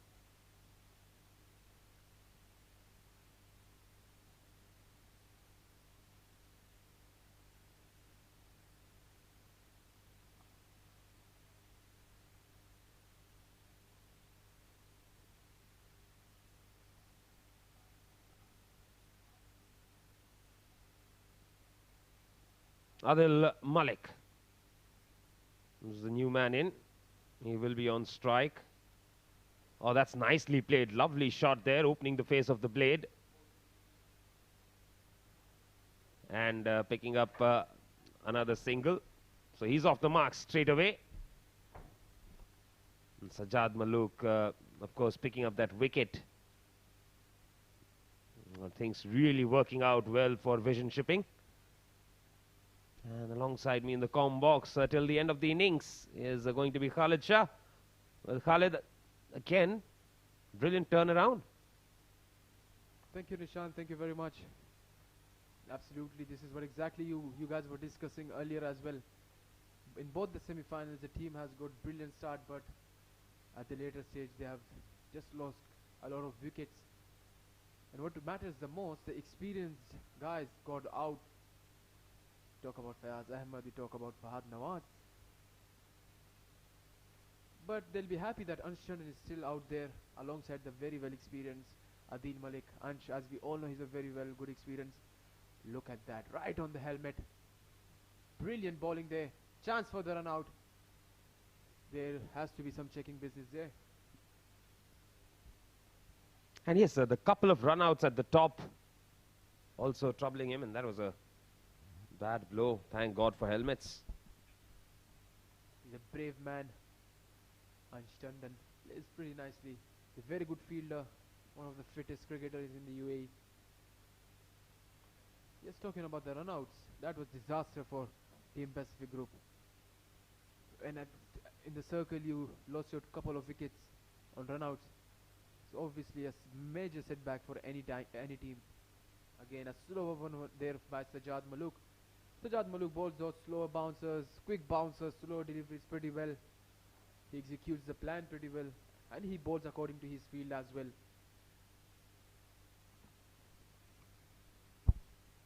He has been very tidy. He's hardly given anything away. He's picked up the important wicket of Fayaz. Well, Fayaz Ahmed, very good batsman, but felt a bit short there. Again, played with a soft hand. There's a chance for an out, and a strong appeal there. The wicketkeeper is not looking happy with that, but it will be an interesting call out there for the third umpire. What do you feel, Nishant? What is that? I'm only concerned if the throw has been collected cleanly there by Umar Arshad. What has broken the stumps is what I would like to see. Is it the ball hitting the stumps? I feel it is a ball. It is the ball that's hitting the stump, but the umpire will be having the best view out there, and seems like it's a not out given by the umpire maybe. It must be his gloves then. So 14 bowled, 106 for the loss of 5 wickets, 6 more overs to go. Good decision there by the third umpire. He was comfortable with that. So if you're 100% sure, go on with your decision. But talking about running between the wickets, so two major things which happened in this game: runouts and the extras. Both has destroyed the parts of their teams respectively actually. Again, that delivery high up in the air, no chance for the fielder. Over the long on fielder for a maximum. Ansh Tandon, finally he came down the wicket, and this is exactly what you need to do when Fayaz Ahmed is looping those deliveries. You cannot give him those dot balls and those wickets easily. Should have done a bit earlier as well. Brilliant shot there by Ansh Tandon. Yes, Fayaz Ahmed just trying to test him out a little bit, tease him with a looped up delivery. Ansh Tandon says thank you very much. So Nishant talking about the runouts and the extras. I think the second highest run scorer in this inning are the extras actually, with 25 plus extras has been bowled in this inning. So it means you haven't scored even 100 yet in your 15 overs, Pacific Group. Fayaz into his last over here. Let's see what he does. Nicely cut away this time by Ansh in front of square. Just a single. This is the quality of Fayaz Ahmed. You hit him for a 6, he'll bowl you another loopy delivery, hit me again. He's a very well experienced previous UAE player. It takes a lot of courage to do that, isn't it? Absolutely. Looking at the situation, especially he's the leading wicket taker for the tournament. He has took couple of wickets here, and he has done pretty well. Good business for team Vision Shipping in the past as well. Again, played with a soft hand, good running between the wicket, no chance for the fielder at all. Been rotated well. Adil Malik bringing all his experience there now. Yes, Adil Malik, even the shot that he played to get off the mark just shows that he's pretty much an accomplished batter. Absolutely, he's the brother of the legendary Pakistan cricketer Shoaib Malik. Trust me, he hit sixes like him as well. Oh, outside the off stump. You don't want to do that, Ansh Tandon. This is his last over. Let him bowl his last over. You have five more overs remaining after this. Fayaz Ahmed with all his experience, you hit him for a 6. Still he loops the next delivery to you. Yes, not afraid to toss it up. He goes for it again and reverse sweep attempted. Umar Arshad. He was fishing for that ball. Was there bat involved? Is there a drop chance? Seems like, looking at the reaction, there you go. The back face of that bat. Oh, Anshandan. He couldn't catch it with his entire body.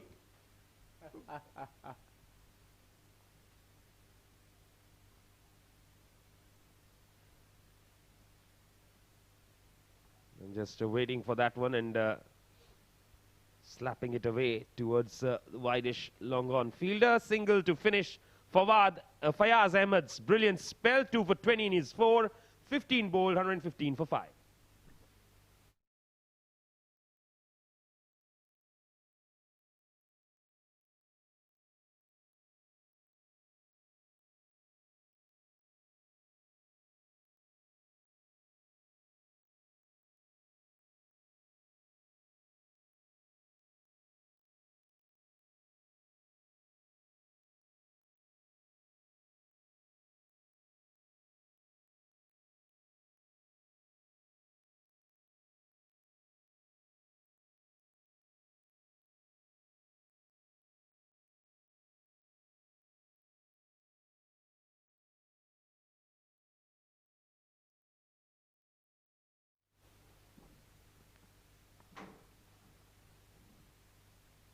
Right, then the captain has decided to bring himself on for his final over. Interesting call this. He hasn't had 2 good nights. And Ansh Tandon shuffles across and has put him away for a 6. What a welcome to the bowling crease. The captain Saqib Mahmood, expensive earlier, expensive now. First ball for a huge 6 there by Anshandan. That shuffle between the wicket. He knew that where there was no fielder at all. Brilliant looking shot there by Anshandan. This is the over they have to do some business in if they want to score 150 plus, 160 around. They have to target their bowlers and they are doing it pretty well here.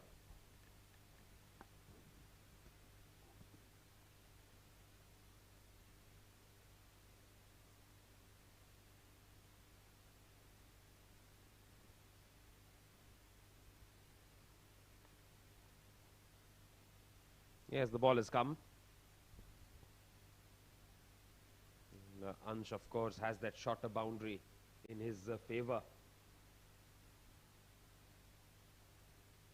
18 of 13 is what he's batting on. Couple of sixes hit by him already. 1 to Fayaz and now 1 to Saqib.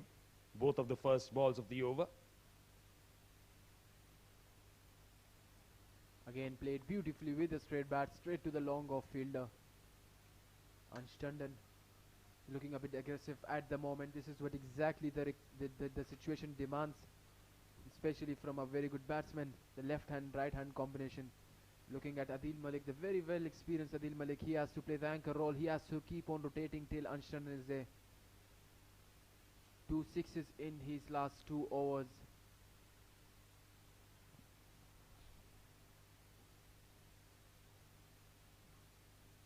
Nicely played away off the back foot there. Straighter to the fielder, sweeping. Another single. Interesting field there, Nishant, for the left hander. You don't see a deep square leg region, no one at the square leg region, so you have a mid wicket fielder, long on, long off, and a deep cover. Interestingly, there you go. Now he has a deep square leg and deep mid wicket as well for the left hand Ansh Tandon.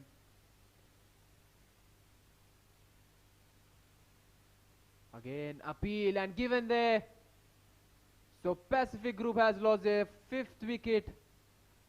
Ansh Tandon wanted to play over the extra cover region, edged it, and the keeper does the rest. Pacific loses 6th wicket at the score of 123.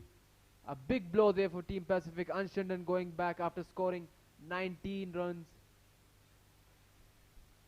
Yes, so Saqib Mahmood has picked up the wicket of Ansh Tandon. And this could be it. 15.4 bowled, 123 for the loss of 6 wickets.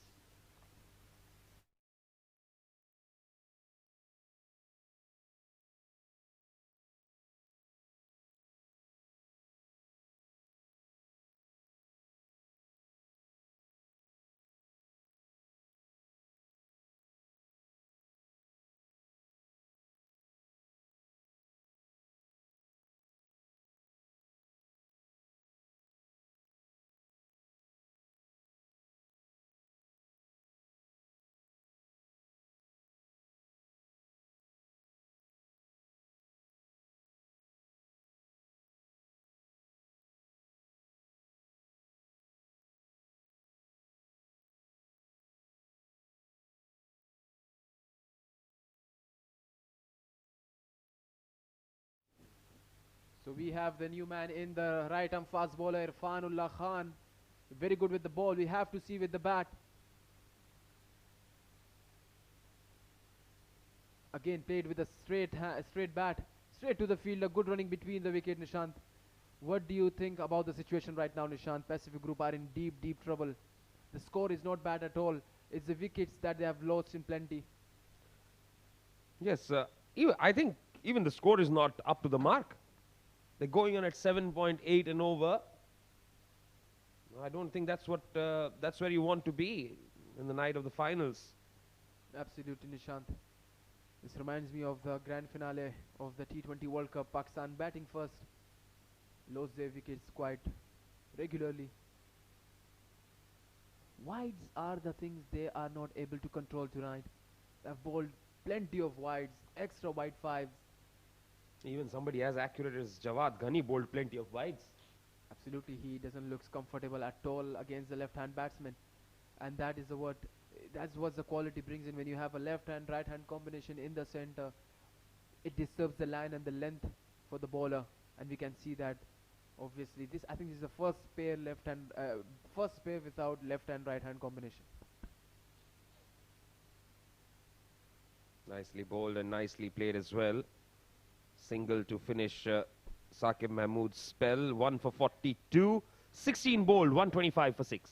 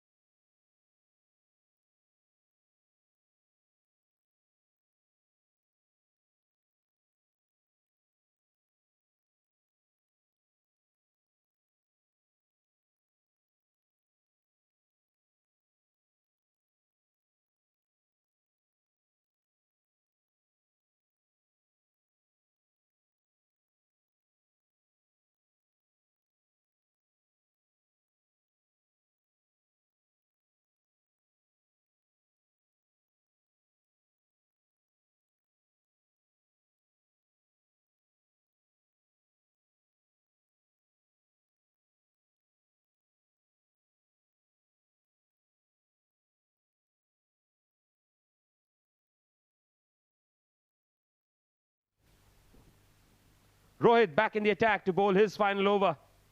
Brilliant delivery. What a start, and that is what raw pace can do to you. Oh, Rohit, you cannot do that. You cannot do that. He bowled beautiful in-swingers at the initial stage, but look at that delivery. That beautiful outswinger, no chance for the batsman at all. Adil Malik, with all his experience, couldn't play that one. Pacific losing their 7th wicket. Adil Malik after scoring 4 of 7 deliveries. What a brilliant delivery that was. At the end of, beg your pardon, so at 126, Pacific has lost their 7th wicket.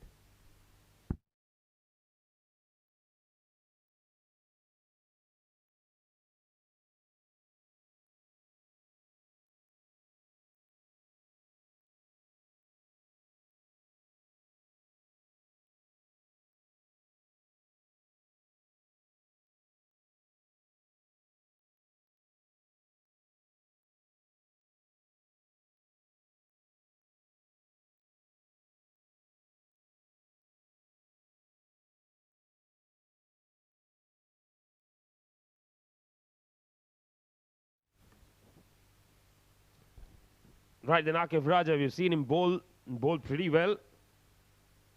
It's a time for him to contribute with the bat. Now, two quick bowlers will have a lot of work to do when they come out to bowl. Have to do something here as well if they want to give themselves a chance. Cricket is such an unfair game for bowlers. Right up in the block hole. Absolutely, Nishant playing with his mind completely. He has asked his long on and longer fielder to come in the circle. So he has a deep, pointish fielder. He has a third man, deep fine leg and deep extra cover. So at every moment, Rohit is playing with his mind, but I think he forgot that Akif himself is a fast bowler. So he was waiting for that Yorker maybe. Looks like. And now the bouncer, well bowled, ducking underneath it. That's a dot ball. Now, the batsman always has his choice whether he wants to bowl or not. The bowler has to bat. That's the beauty of this game, Nishant. Akif Raja, trust me, if he sees both Akif and Irfan at any stage, if they see Rohit bowling the first one, if the captain asks them to open the inning, they'll be like, I'm sorry, I'm a fast bowler. I'll be happy at number 9, number 10. Look at that. He has proven us completely wrong. That's a huge six down the wicket. Akif Raja, he's known for that actually. He have done it past as well. He slashes very well. He hits down the wicket very well. Huge six. Wait for something. There will be something coming up from Rohit there. He'll not be happy with that. Watch out for that quick bouncer, Nishant, or a slower one. Yeah, could be a searing Yorker. And all of a sudden he asks his long on fielder to go back. He can hit. Cuts well, no chance for the fielder. Akif Raja doing all the business here for Team Pacific Group. That bouncer, I think, woke him up. And he said, I can play as well. I can bat as well. Two brilliant looking shots there by Akif Raja. Rohit will not be happy with that. Vision Shipping will not be happy with that. We all are aware of the quality, the bowling quality which lies in Pacific Group. Anything around 150, 160, it will be an interesting game.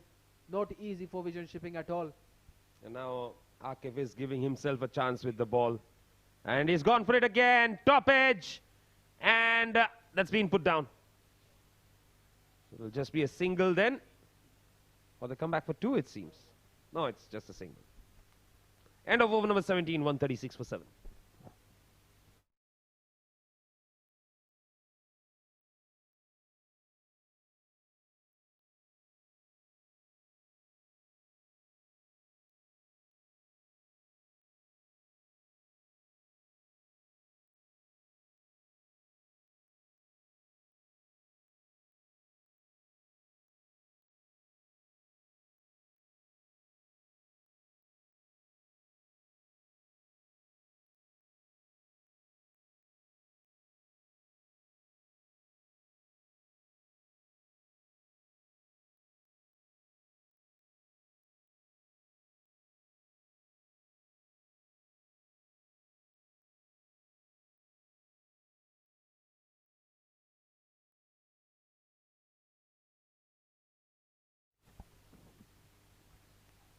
Right then, Sajjad Malook to bowl his 3rd over. The experienced Sajjad Malook, he does very well at the depth. He bowls out slow balls and the quick bounces pretty well.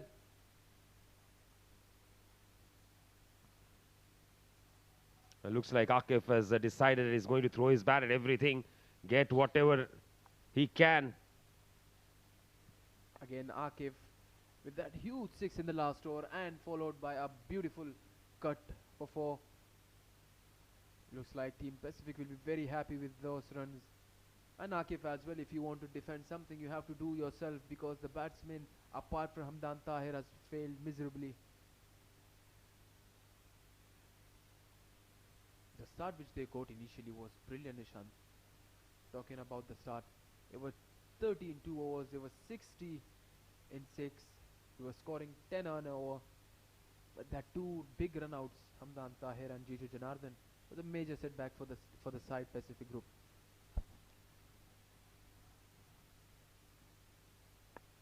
Oh, brilliant delivery. Right up there, Sajjad Malook. Seeing him bowl, I just wonder why hasn't he bowled much in this tournament? I'm still not aware if he has played all the games. The availability matters as well sometimes. That last delivery just kissed the leg stump and said hi to it and said bye. Interestingly. Block hole delivery, played straight to the long on fielder. Akif looking for 2, but we'll be happy with 1. Irfan will be like, you do the rest. I'm happy with the single. You face the music. But interestingly, he came out to bat at number 8. Akif came out to bat at number 9. Again, There must be something in Irfanullah Khan. They must be aware that he can hit huge. Whereas I've seen personally Akif, he bats very well. Again, it will be interesting call there. They are running for 2. Oh my god, they have just settled down for 1. Akif doesn't seem happy with that.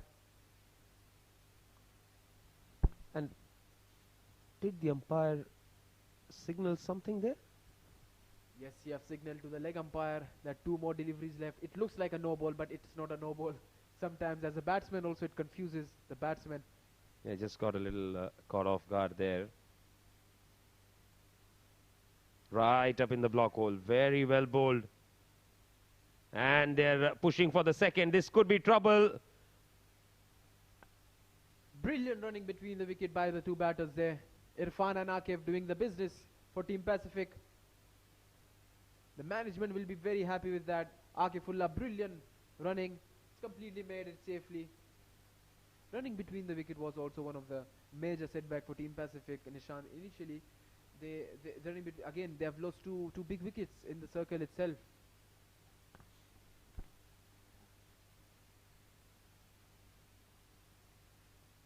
Last ball of the over coming up. And that's nicely struck by Irfan, but brilliantly caught by Nasir Faraz. What a brilliant catch taken there by Nasir Faraz. Straight to him. It was a good shot there by Irfan, but couldn't clear the boundary at all. Why you need to do that when you are scoring 2s and a 6 and a 4 easily? You just have to support your partner. You still have 12 more deliveries.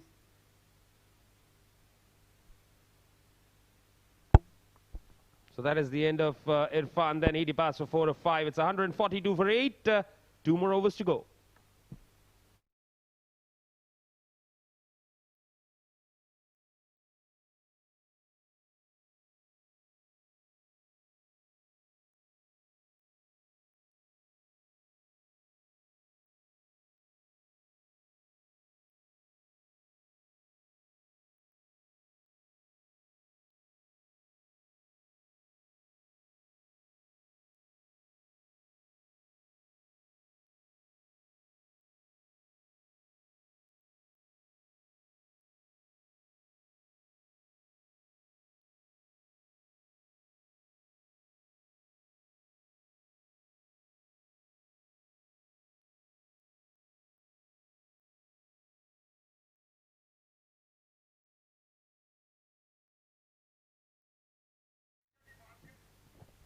So Jawad Ghani to bowl the penultimate over. Starts off with a slow one.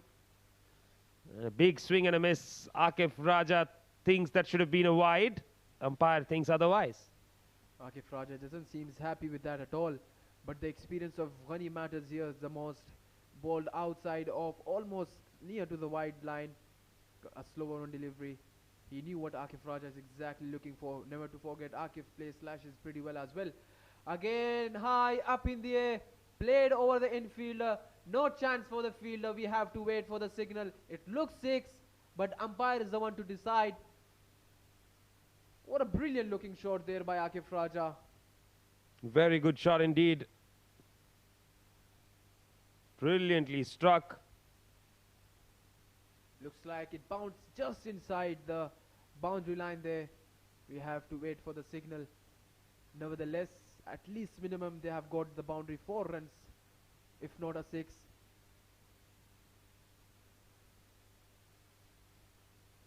Team Pacific and Akif Raja both will be very happy with that. There you go, signal 4 by the umpire. So Jawad Ghani, he is not bowling anything to the wickets or his pads. He wants to bowl him out. Again, a block hole delivery played straight to the fielder there. Single taken comfortably. Saqib Manshad will be the person facing the rest of the music. What should be the plan here? 9 deliveries left. 6 out of 9 has to be faced there by Akif to reach at that target of 160. Or not maybe. That's high up in the air. Just falling short of the fielder. Well, to be very honest, I think they should first ensure that if you look at it, if they get a single of every delivery from here on, they'll get to 156. First, they should be sure that they're getting there. And then, if they get a boundary somewhere in between, it's 160. So very well. You don't want to downs down the wicket. Smart bowling there by Ghani. He saw it a bit earlier. Exactly. They just have to do run a ball and a boundary. I mean, a sixth there. They can reach their target of 160. 160 in the final is a very good target. Especially it plays a lot with the mental of any side. Again, a block hole delivery straight to Ghani himself. He's bowling brilliantly here. So at the end of 19, PCG 148 for the loss of 8 wickets.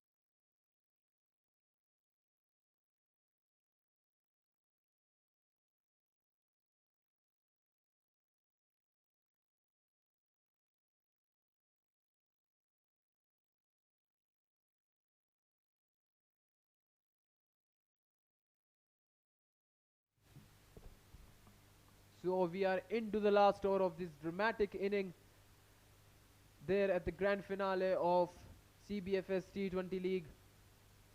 Sajjad Malook has to bowl those 6 legal deliveries, whereas Saqib Manshad and Akifullah will be facing the music.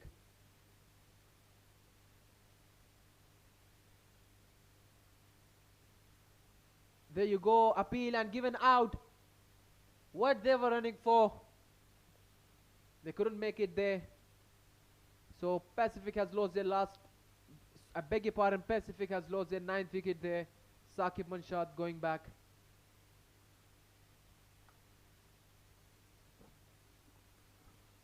Oh yes, I was nowhere in the picture.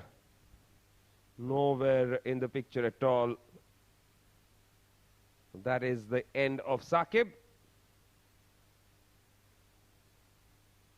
And they've lost the 9th wicket. Just was mentioning off air, this is the highest score of the last 3 days. And looking at the bowling lineup of Pacific Group and the batting lineup of Vision Shipang, it looks like it will be an interesting contest out there, Nishant. The very well experienced with the ball. Mujahid Amin into the circle now. He has to face those 5 deliveries. Oh Mujahid, all you have to do right now is just to take a single for Akif and let him face the rest of the 4 deliveries.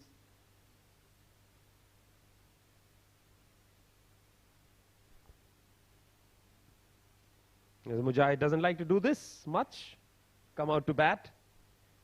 Looks like if he had the option he would have declared it.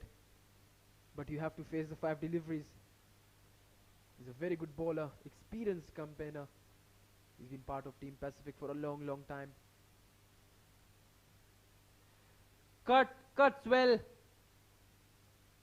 A catch has been dropped there by the fielder, but a single has been taken. The most important thing, it was almost a boundary. Not sure whom to give the credit, but a very good save there by Nadeem. A brilliant save there by Nadeem. Absolutely spot on, Nadeem there. Brilliant effort.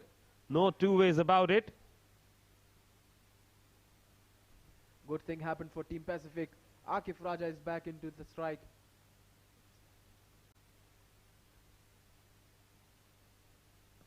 So 18 of 12 for Akif. Very handy contribution. Oh, he's gone for the pull. Top edge. And put down. This time by Saqib Mahmood. Could be a boundary. Boundary it is. Oopsie. The only person, the only 2 people will be happy right now is Akif Raja and the sponsor, Arba Sports there.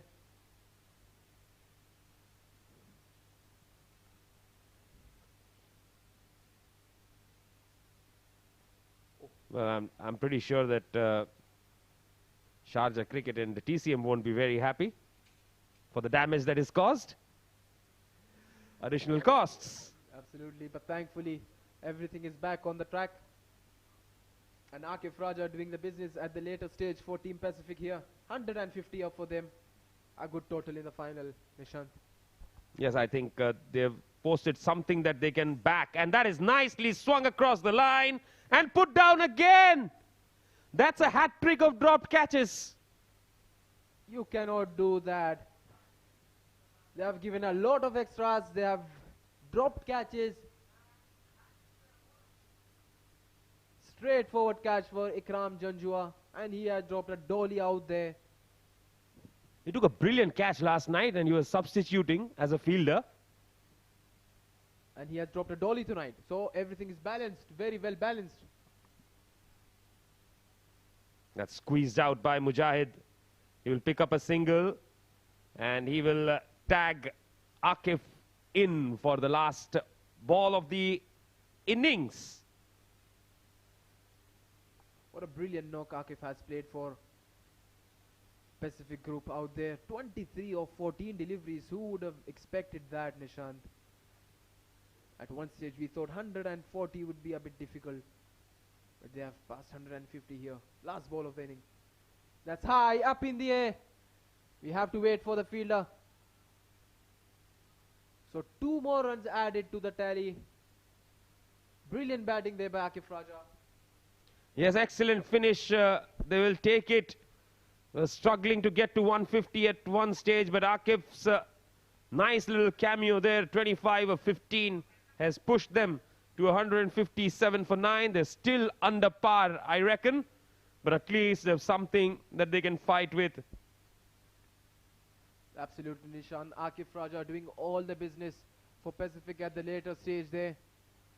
Credit must be given to the openers of Pacific Group, the way they have started their inning. Jiju Janardhanan run out for 7. Hamdan Tahir, after a brilliant start, has lost his wicket as a run out as well. Abhay Jotin was struggling a bit, 12 of 14. Fayaz Ahmed, experienced Fayaz Ahmed, 16 of 14 deliveries. Fahad Nawaz, 17 deliveries for his 11 runs. Anshardan played a sensible knock initially. 15 deliveries he has faced for his 19. The experienced Adil Malik, 4 of 7. Irfanullah Khan, 4 of 5. Akif Raja, the man himself who has to bowl those 4 crucial overs, has scored 25 of 15 deliveries. Saqib Manshad gone cheaply again for a single. Mujahid Amin, 2 of 2. Yeah, Abhay, Fayaz and Fahad slowed things down and didn't stay at the wicket either. So double blow for them. As far as the bowling was concerned, Saqib Mahmood on the expensive side, so was Rohit. But then Gunny, wicketless, the only person who didn't get a wicket. Pick up the bowlers. Once again, Fayaz Ahmed 2 for 20 and Sajjad Malook bowled brilliantly, 2 for 23. A wicket apiece for Rohit and Mahmood. Absolutely, Nishant. Interestingly, the leading run scorers of the side, Jiju Janardhan started brilliantly, as well Hamdan Tahir initially. Those 2 beautiful looking shots out there. Hamdan Tahir doing all the business in the circle for Team Pacific. Then comes that run out, which was not needed at all, but a brilliant throw by Sajjad Muluk, which costed them the wicket of Jiju Janardhanan. Yes, and then Abhay Jotin came in. Hamdan Tahir kept going brilliantly. And then it was this run out again. Good underarm flip that got them into trouble. And then the slump. Abhay Jotin getting out. Fayaz got a good hit going. Then tried to hit another short ball. Picked the fielder. Not the best of shots there. Another wicket, and then Ansh Tandon came in. Greeted Fayaz with a 6. Did the same to Saqib Mahmood, and in that very over, he was dismissed as well. Adil Malik got a beauty from Rohit. Coming back, Irfanullah Khatak, that heave towards the mid-wicket region, no chance for him to clear the boundary. Akif Raja doing all the business for Team Pacific at the later stage. Brilliantly batted there. Few run-outs as well here and there, but at the end of the day, they have finished pretty well. Team Pacific Group will be very happy with that total which they have posted on the board. In a final, chasing anywhere near 158 will be a good chase. No two ways about it. That's the target. 158 needed in 20 overs at 7.9. We'll dive into a break. When we come back, we'll have the run chase.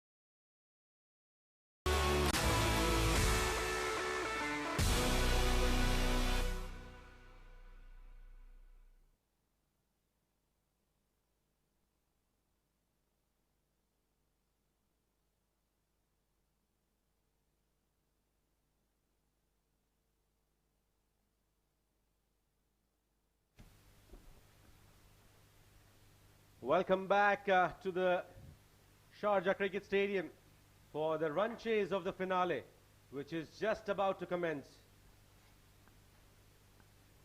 Vision shipping, they need 158 of 20 overs with a required run rate of 7.9 right from ball 1.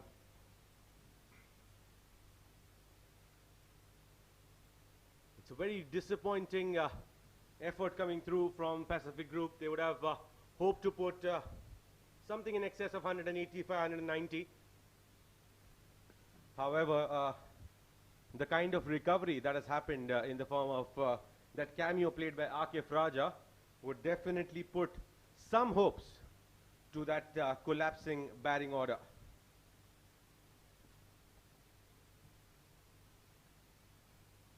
How desperately did they miss Mayank Chaudhary in this lineup? Well, in my opinion, that was a big miss coming through. Because talking about the bowlers that they have on hand, Mujahid Amin 1, Saqib Manshad 2. They have Fahad Nawaz who can bowl a few, Akif Raja number 4, Adil Malik 5, and Jiju himself who can be a bowler, Irfan. So they have decent bowling. They could have actually probably switched with one bowler and could have played Mayank Chaudhary in this game. He was a very vital miss in my opinion, and probably that difference of about 30 runs coming through as a result.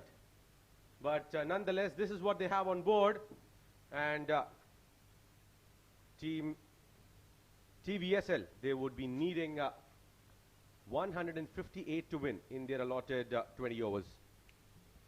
Out there are the two openers of Team Pacific, Team TVSL, Saqib Mahmood the captain, and alongside him is Salman. And alongside me, joining me in the comm box is none other than the explosive left-handed batsman Khalid Shah. Welcome, Khalid. Thank you, Asim. Thank you very much. Again, played with the soft hands towards the mid-wicket region. Two taken there by the batters.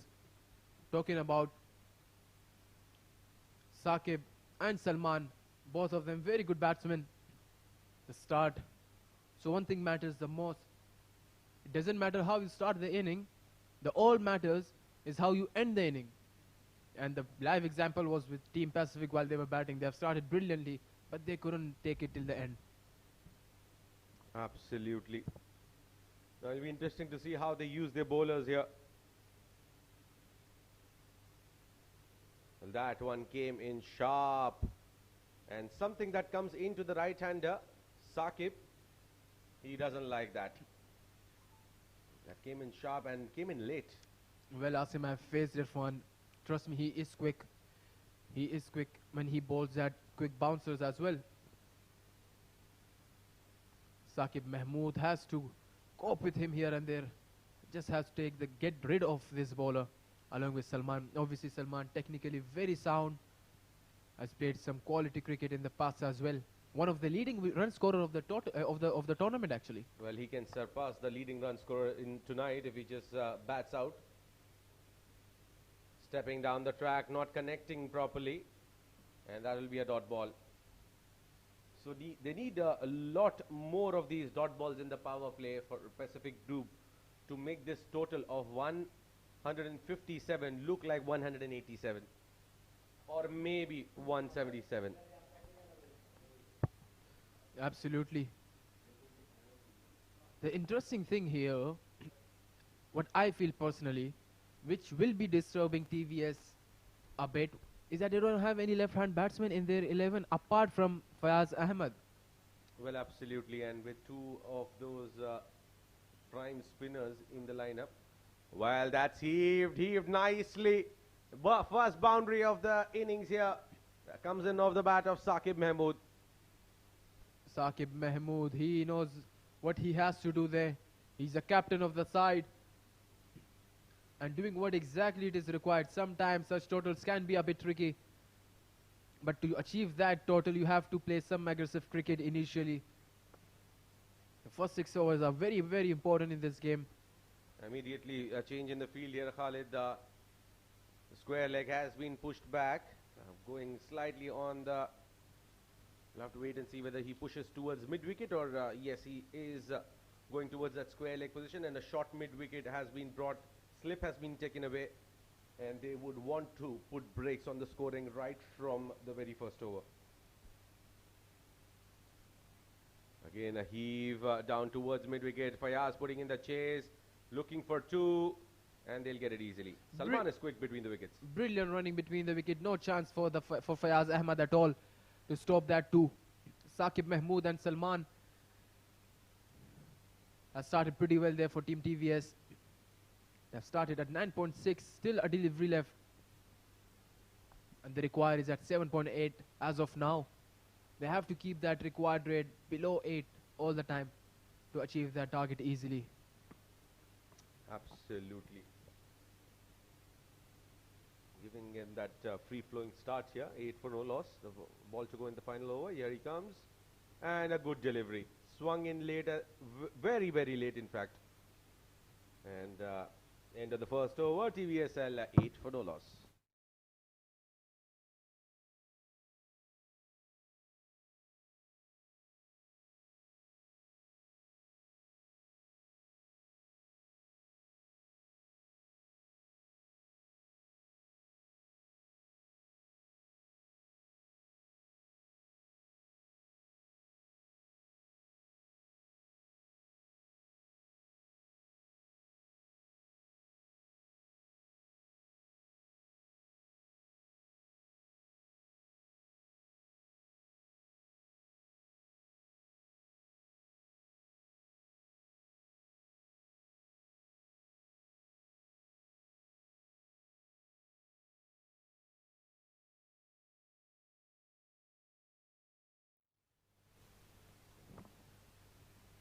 Saqib Manshad is a bowler, will be bowling from the far end for the Sharjah Academy end here. Interestingly, we haven't seen Akif Raja, who initially bowls. He likes to bowl with a new ball. I personally feel they should have gone with Akif Raja and Saqib Manshad. Well, with the kind of bowling that he bowled Irfan, you would not want to underestimate him. Has been played nicely. It gets a single. With that shot, Salman looks technically so fine, Asim. Well, he is very strong on that zone. Very, very strong. Trust me. He loves playing with the straight bat, especially in the start of the innings. Very rare that I've seen him go across the line unless the ball is on the pads. Yeah, the field setup actually says all there for Salman. They had a deep cover and a third man region. That's high up in the air. Fielder is running behind the ball. Let's see if he can stop the boundary. 2 more added to the total. Interesting field there for Saqib Mahmood.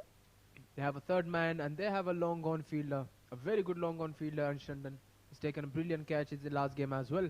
Well, absolutely. And Ansh, in my opinion, is standing slightly wider than the conventional long on. Now he has been kept a bit straighter. The previous occasion he was standing a bit wider just to cover up those cross-batted shots of Saqib Mahmood.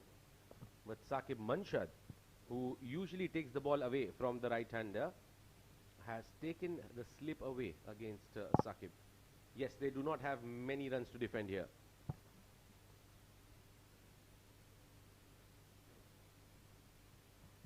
Absolutely. And that change of position has saved a single there. Or a 2 maybe. Looking at Saqib Manshad, as you have said, they don't have many runs to stop here. They have to get rid of these top order batters of TVS as soon as possible.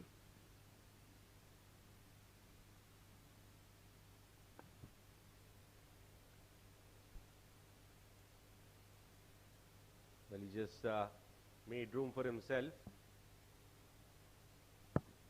Seems like Saqib fancies to play towards the mid-wicket region. Well, either he goes mid-wicket or either he goes straight with a flat bat. Well, Pacific Group has to note down these things and stop scoring runs. I mean, Saqib has to scope scoring. Again, no chance at all. Brilliant bowling there by Saqib Manshad. Look at the amount of swing that he's getting here. Look at the amount of swing. Nowhere close to the line of the ball. Brilliant stuff. And very well kept by there by Hamdan Tahir as well. The way ball is seeming once he crosses the wicket. But Hamdan Tahir keeping his eye on the ball till the last second and doing the rest of the business. Saqib Manshad bowling that brilliant over. One more delivery to left to go.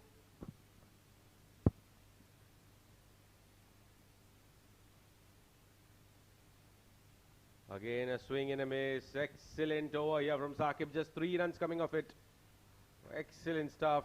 Good start here from Pacific Group. 11 for no loss.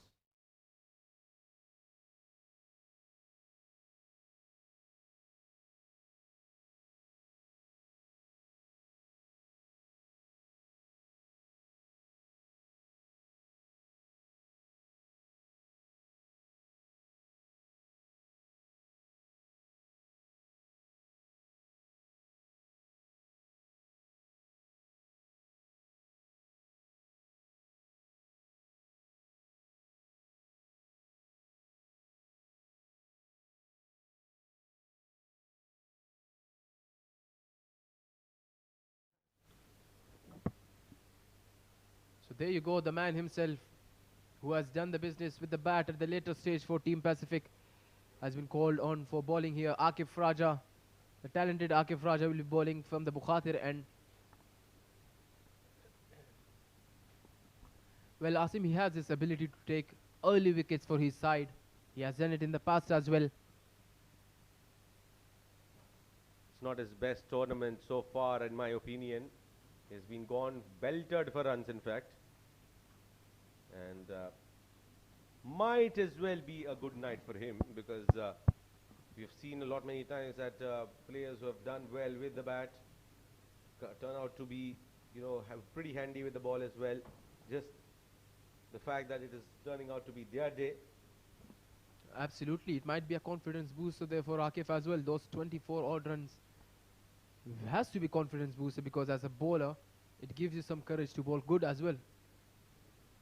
That's high, up in the air. Fielder Jiju Janathan under the ball and taken safely. So Akif Raja has striked for Team Pacific. The captain is going back to the dugout. Vision Shipping lost a first wicket at the score of 12. Well, big wicket here. Saqib, who could have been that dangerous element to the game in the power play, departs. The first wicket down. A similar start what they got in the previous game as well.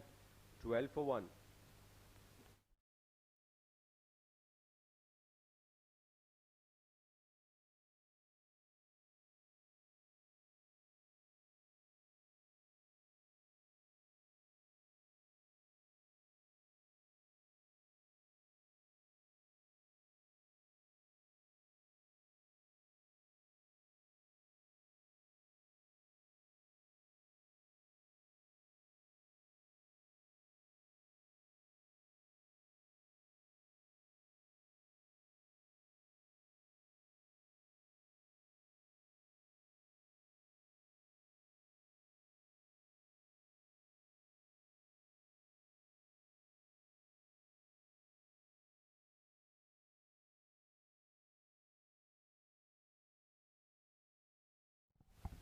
New man in, Nadeem. Akif successful in the very first over. 12 for 1 TVS.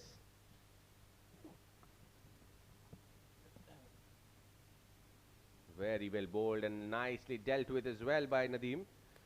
Absolutely, someone has told me Nadeem bats is exactly like Inzamamul Haq, legendary right-hand batsman. And with his first ball defense, exactly looks like him. But trust me, the patience level is nowhere close to Inzamam. Absolutely. What a brilliant legend for Pakistan. Played a lot of cricket in Sharjah.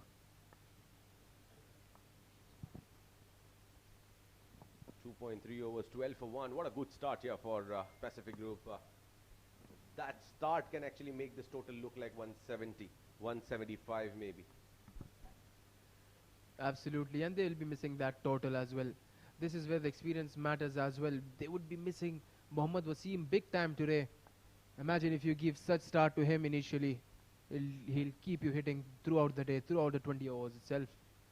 Well, but trust me, they'll have to accept this and play a Wasim-less season mostly for the next year or two. Yes, he may give in that guest appearance when there is no national duty, but his presence in the team is something very, very vital. Played upish, not timed to perfection. Looking for two, and he'll get back. Excellent stuff here from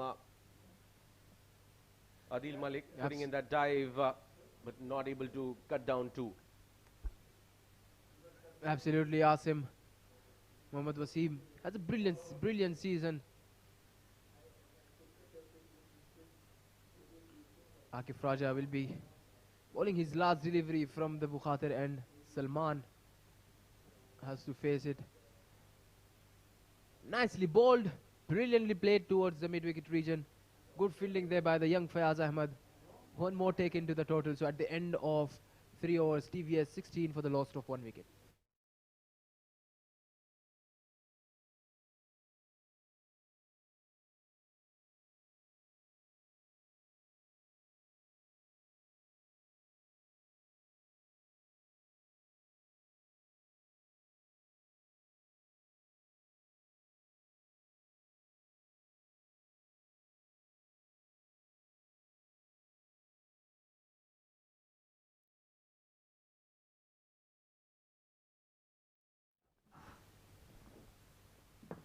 Sixteen for 1 in 3. And what a start here coming in for Pacific Group in response to a very, I think, below par total in the finals. 157 is what they managed. Now joining me in the combox after a very long break, Mr. Mazhar Khan. Welcome. How are you doing after a long break? Thanks, Asim. It's great to be back after a break, and good to see the final here today.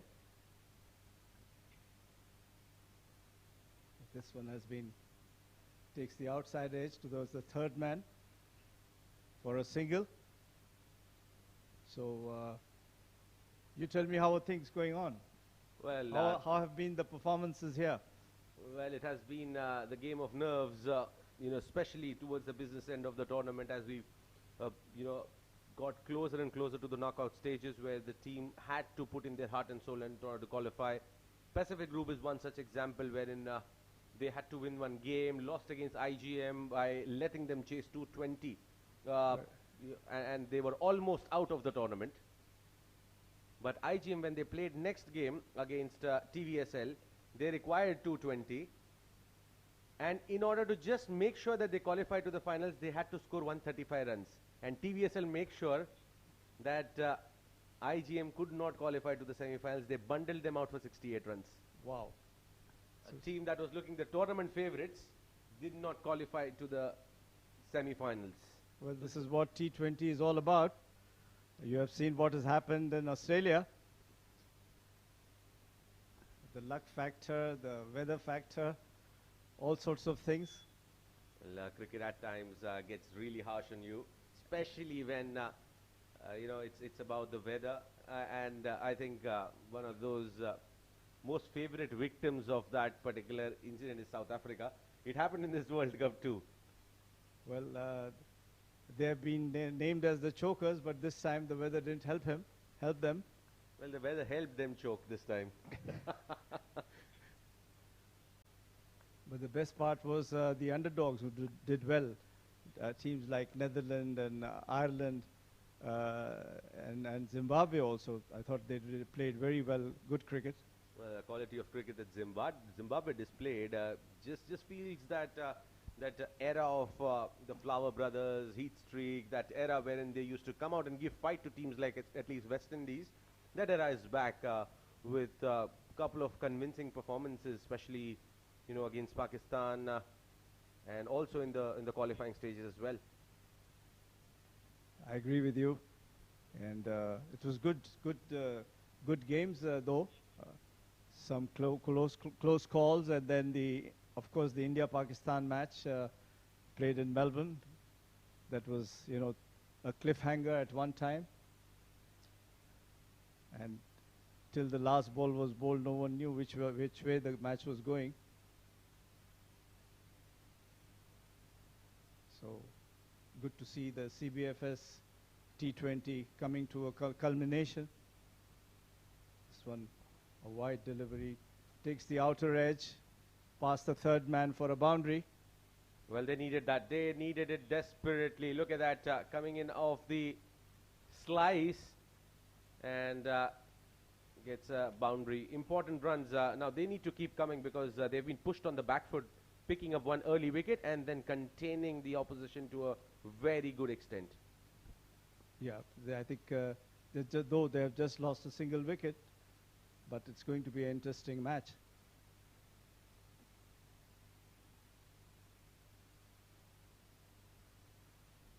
Here comes Saqib, who was brilliant in the first over, conceding just 6 runs. Here he comes. Played wide of the third man. Adil Malik will cut it off and will just be a single. End of the over, 23 for 1. Vision chipping.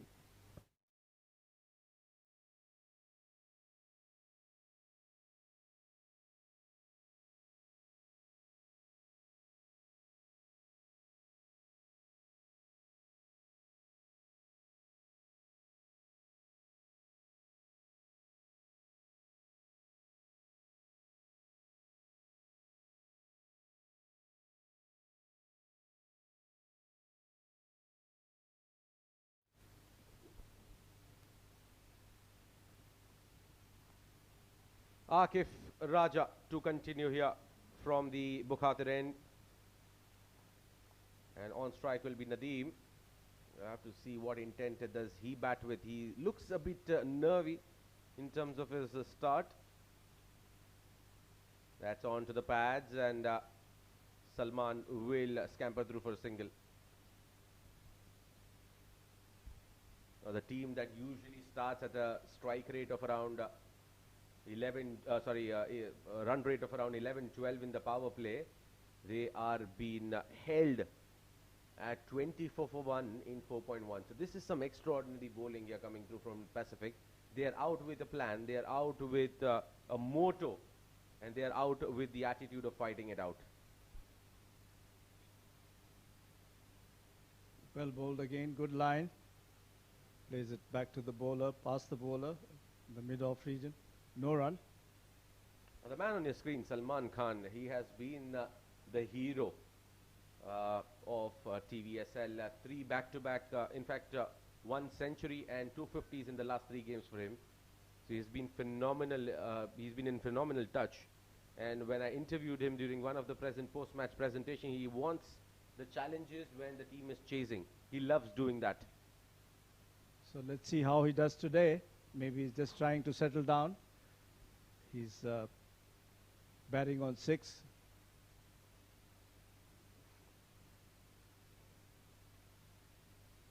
It'll be interesting to see how Pacific tries to contain the vision shipping. Absolutely. Things will not be easy at all because, mind you, there are 8 overs coming through from Adil Malik and Mujahid Amin. They are in good form.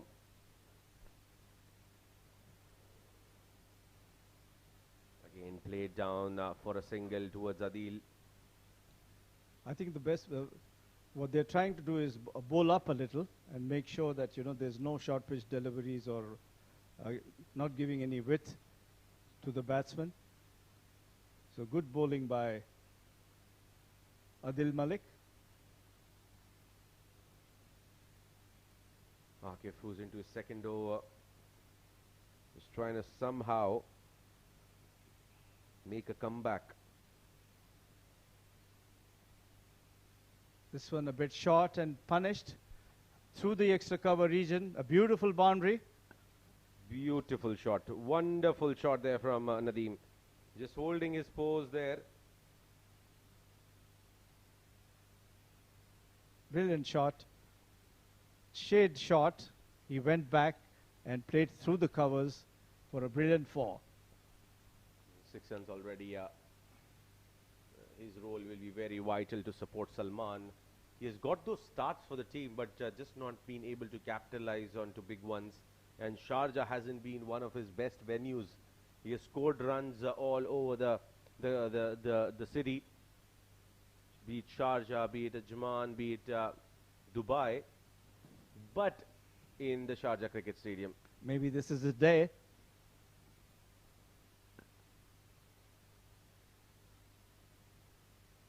Possibly might as well want to see that heroics coming through in the all-important finals. Glided down towards third, will get a single. Sensible cricket. At the end of over number 5, Vision shipping a 30 for the loss of 1 wicket.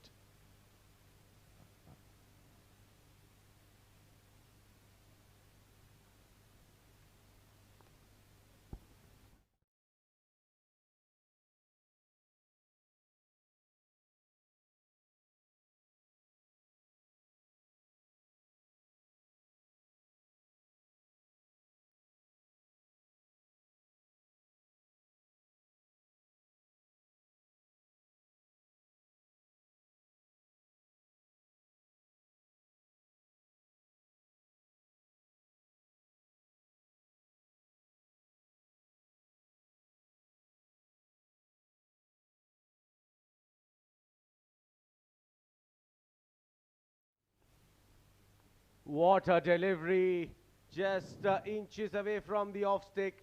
Ball not getting that bounce which Nadeem was anticipating, and tad too late on the ball as well. Good delivery from Saqib.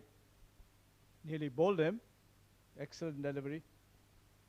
Oh, they are just making this surface look like a bowling paradise. The way TVS is batting, very unnatural TVSL. And perhaps this is the pressure of the finals. There was no footwork there.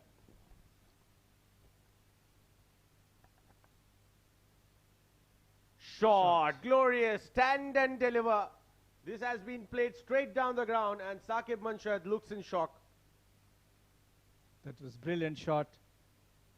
Just waited and just drove straight through the line, over the fence. Safest area to hit a 6. You don't find fielders there. They are gradually opening up, I suppose. After a very long time, for a second, Jawad was looking tensed.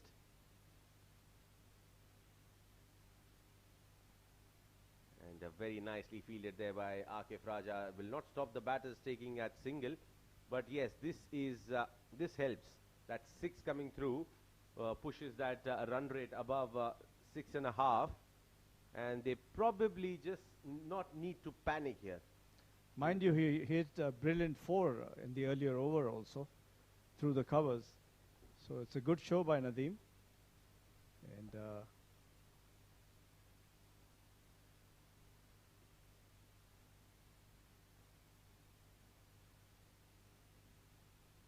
that has been heaved towards mid-wicket in the gap. Ball's racing away to the boundary. And Irfan Khatak will cover it up pretty nicely. And batters will come back for 3. This is good running. that's a good running, excellent running. They made sure that, they don't miss out on the 3rd run. And so another 3 runs. Saqib is getting a bit expensive in this over. He's already given a 6 and a 3. And Nadeem is really batting well.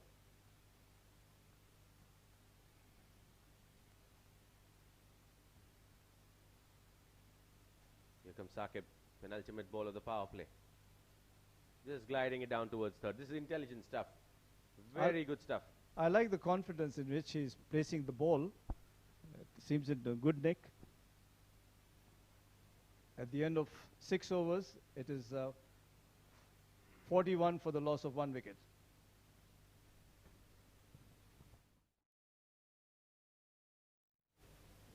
That is how the power play panned out. A couple of good strokes coming in from Sake, but then just holding on to Jiju Janardhan, who made no mistake. And then Nadeem getting a couple of boundaries. Was just looking very cautious in his approach, but not too many boundaries and sixes that galore in the power play. However, they are trying to steady the ship. The partnerships were 29 right now, and 41 for 6 after 41 for 1 after 6.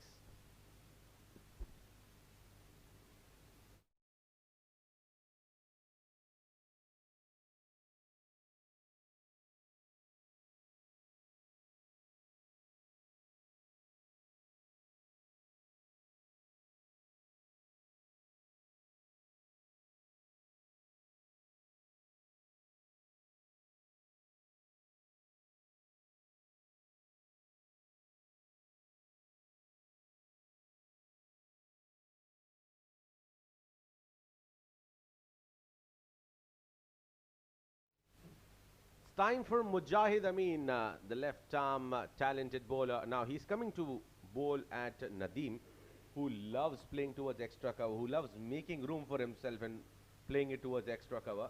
That's what we have seen Nadeem doing. Here comes Mujahid.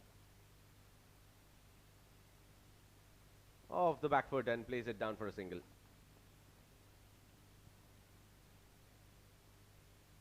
Mujahid is one of the consistent bowlers, I suppose, over the past few months. He's been amongst the wickets. He's absolutely, especially for, bowling against the right-handers in the mid-overs when he has been not trusted in the power play. I think he has come out and performed. They take one, they go back for the second. Good running between the wickets, between the two. Salman tucked it nicely on the onside in the square leg region. By the time the square leg fielder came up, they ran for two.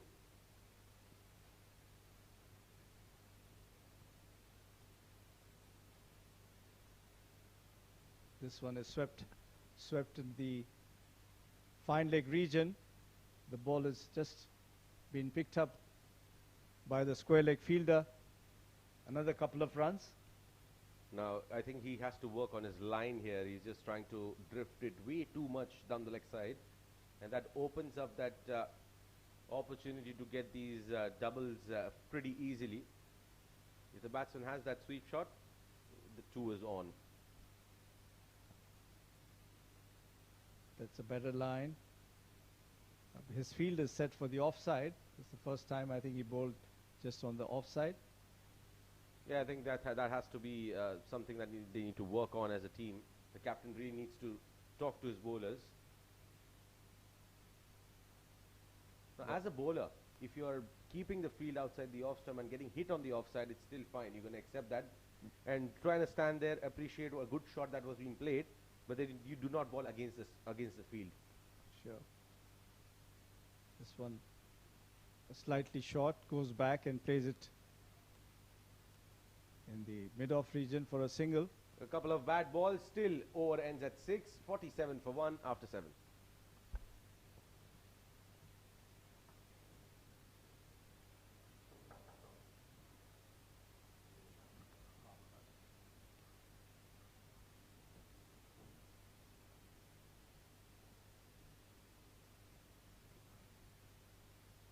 That's the scorecard for you, Vision Shipping. Mahmood was out for 10. Salman is batting on 15 and Nadeem on 20. Vision Shipping 47 for the loss of 1 wicket at the end of 7 overs.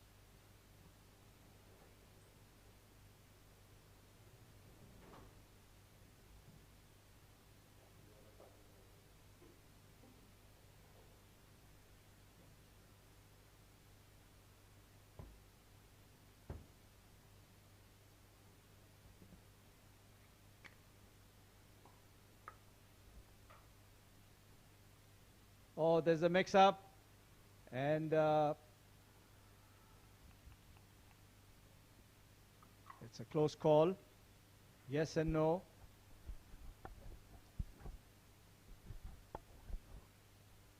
He's out. He has to go back.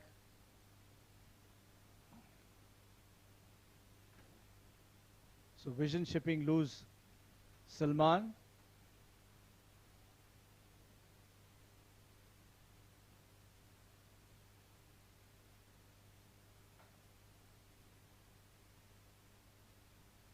There was no run there. There was yes and no. So the batsman out is Mohammad Nadeem. Sorry, my apologies. He's out, run out for 20. Played well. One lovely shot he hit straight over bowler's head for a 6. Another beautiful cover drive. So Vision Shipping are now 47 for the loss of 2 wickets. There was no need for that run. They were batting well.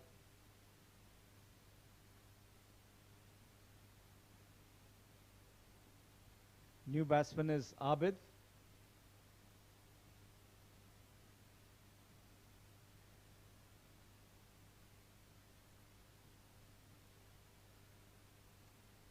Would like to welcome Nishant.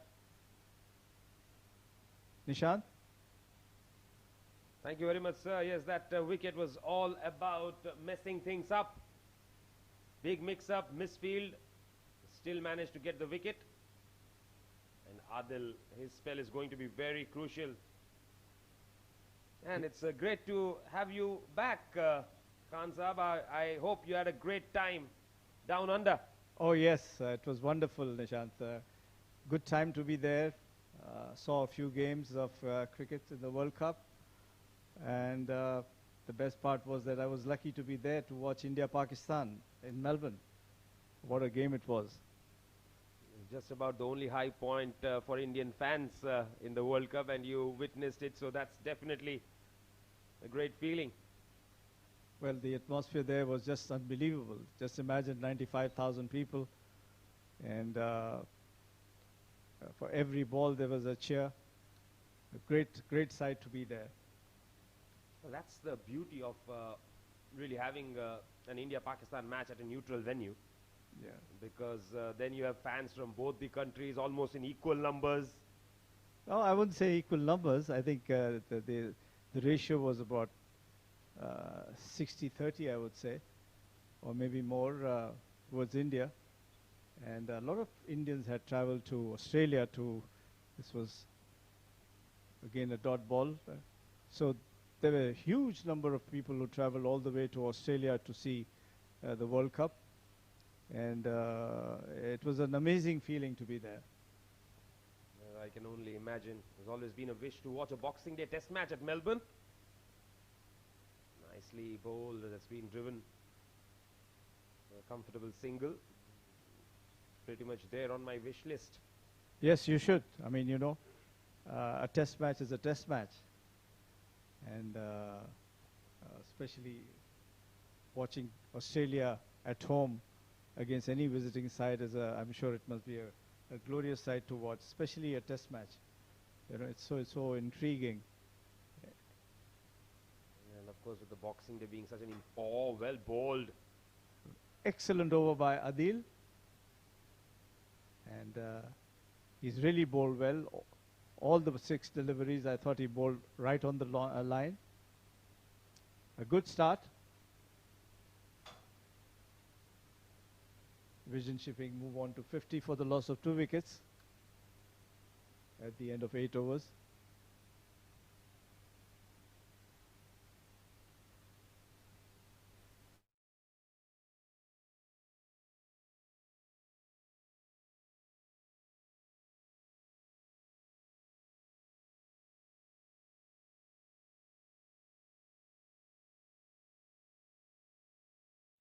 Mujahid will continue from the Bukhatir end.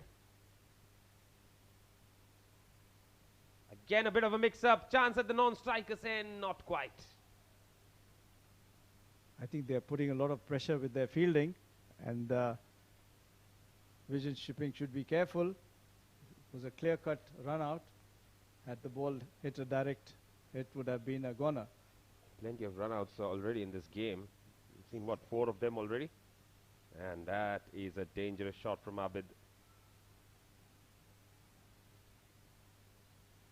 Very tricky to go on the back foot to Mujahid. He's got a lethal arm ball. Well, the pressure is mounting. This is the 9th over. A slighted delivery. Plays it into the fine leg region. They pick up 2. Slightly offline, Mujahid this time. He's just bowling a tad too straight on that occasion. Mind you, he's taken his offside field, but bowling on the onside doesn't make sense. And there's no cover for him in the fine leg region.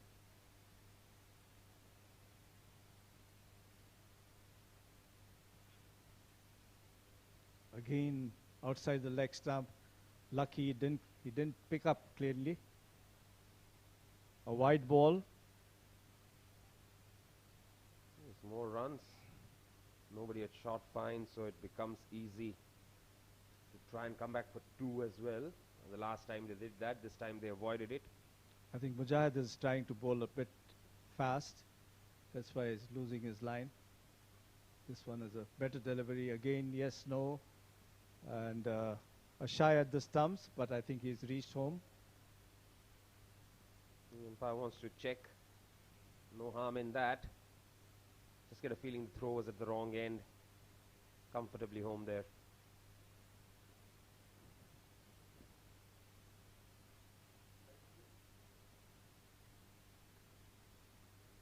So Abid batting on 4 of 6.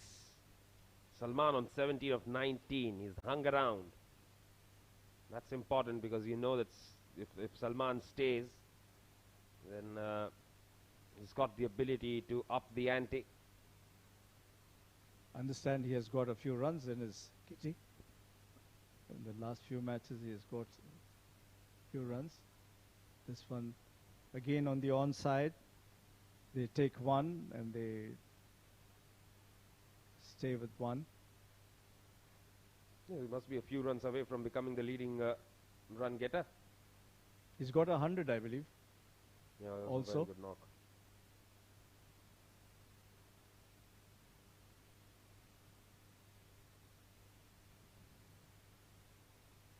Mujahid for the last time in the over. This time swept uppishly just behind the fine leg fielder. They take 1, they get back for the second.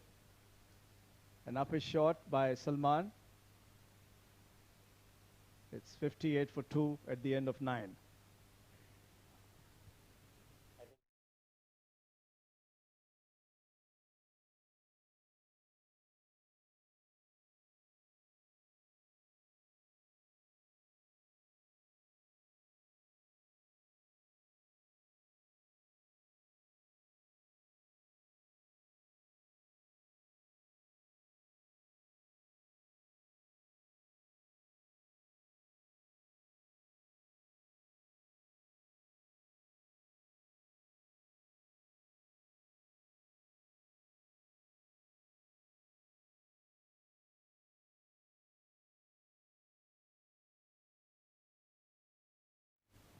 So Adil Malik will bowl his second over here.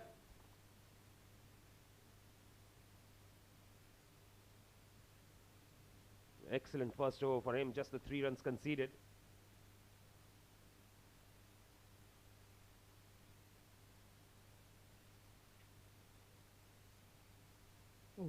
Good looking shot, the fielder at point just managed to get a hand to it there. Cutting down the pace on that. So it will be a single. He's bowling good line and length though. They have to take chances if they have to, get runs against him. Seems to be a very experienced bowler. Got straight to the fielder at backward point. The dot balls definitely causing a lot of trouble. We saw yesterday in the second semi-final, DCC started struggled because they played out about 52, 54 dot balls. Nicely bowled again. Excellent delivery. Very well bowled. Giving no chance to the batsman to take any opportunities.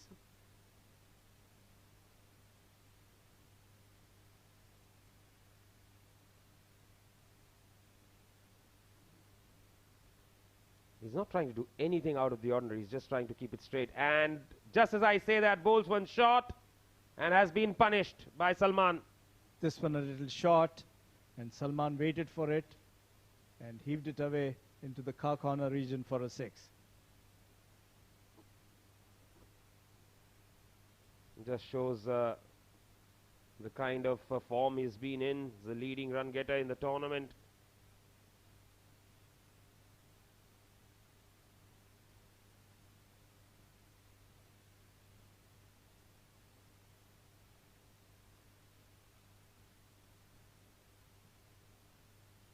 Well bowled again, plays it sensibly for a single.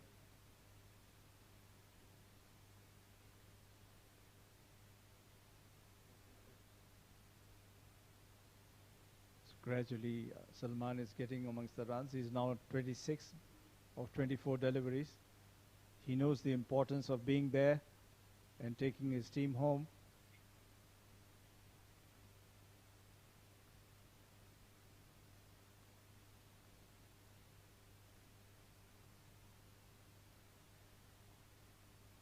Still the required rate is over 9 and over, but they have 8 wickets in hand, so that is probably the thing that is working in their favour. Tucked away on the onside for a single. Adil completes his second over, given away 12 runs, as the Vision Shipping are now 67 for the loss of 2 wickets at the end of 10 overs.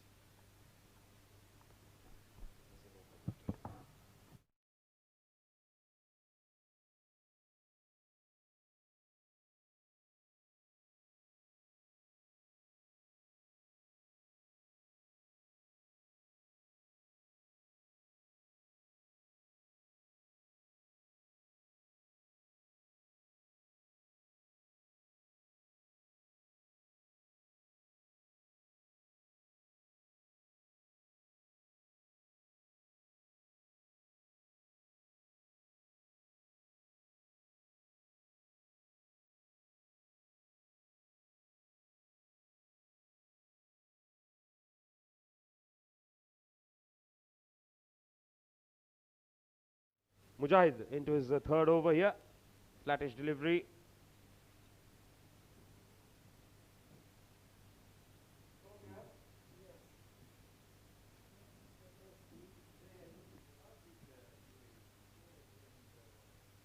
Oh, that's a good looking shot there, but straight to the fielder in the deep.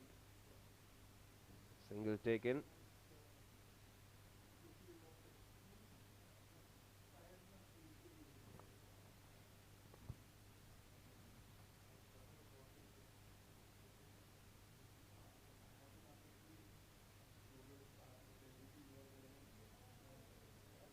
Mujahid to bowl to Salman. Nicely bowled. Push back to the bowler this time. Another dot ball. Another pretty good over this from Mujahid so far. On that note, it's time to say hello to Asim again. What a game this is turning out to be, Asim. Yeah, absolutely. 1 wicket from here will put Pacific in the driver's seat. That has been pushed in the gap. It should be easy too. And it is. Excellent effort in the deep by Akif Raja, but that will not be able to stop 2 runs here for these batters to take. 70 for 2, trying to push that struggling run rate that they had initially. But one good thing is that they have not lost wickets. They're trying to build partnerships.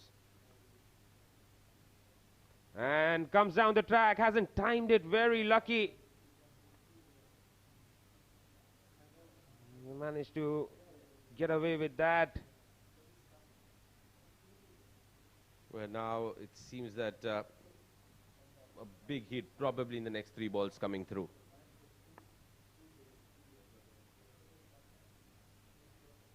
A very decent over here. 3 runs of it so far.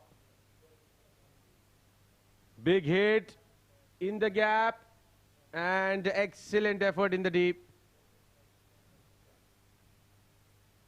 And they managed to just get single of that delivery. Look at that. Poor running between the wickets, I'd say. 11 gone, 72 for 2.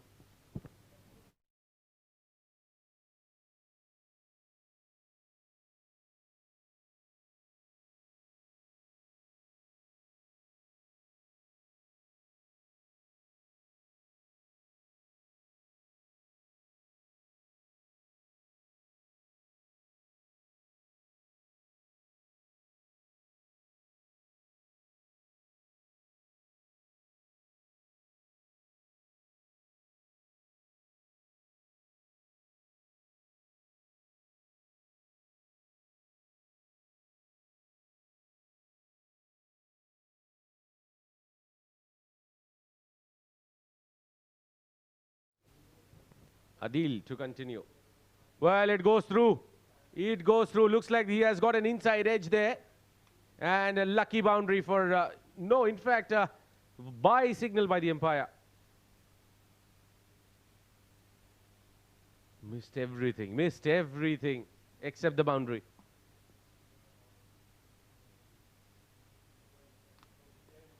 Yes, what is important for TVS here is that they've got the boundary more than anything else.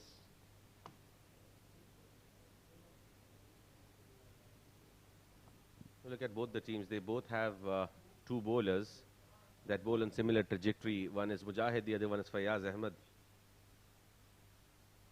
That has been driven down. So look at that alertness from Ali Abed. They've got the boundary with the first ball and they're just trying to nudge around for singles. One wicket here will put the game right in balance.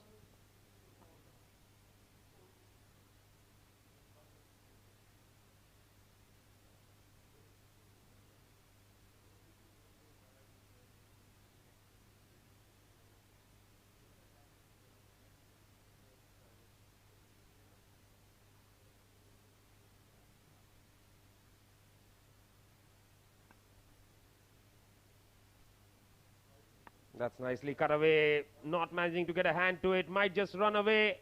It will. This is turning out to be a good one. They needed that. They needed it desperately. And how well they have managed to get runs of Adil's over.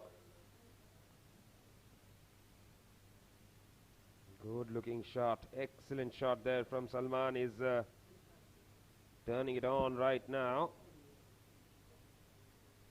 33 of 28 is what he's batting on.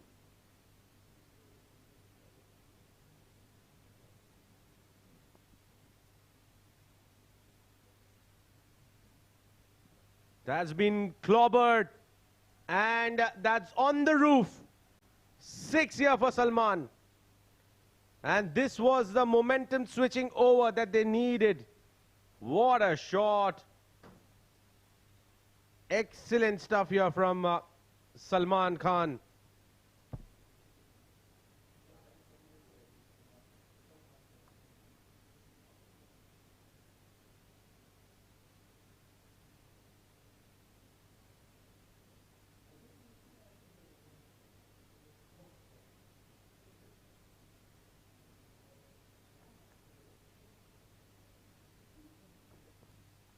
Well, now taking Adil Malik for runs is something you need a lot of courage, and he did that perfectly. 2 boundaries and 1 6 in the over. This was needed. This was desperately needed.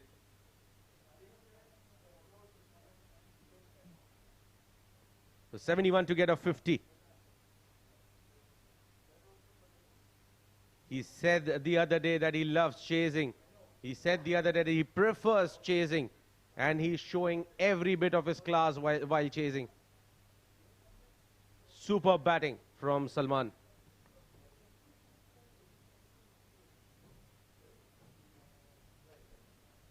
Well, it takes courage to hit a bowler of Adil's class. Absolutely. That's been pushed away. Again, a bit of a mix-up there.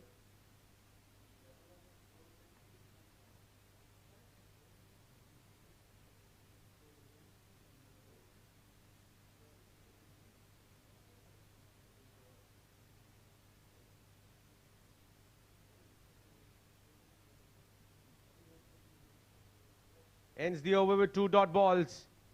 12 gone, 87 for 2.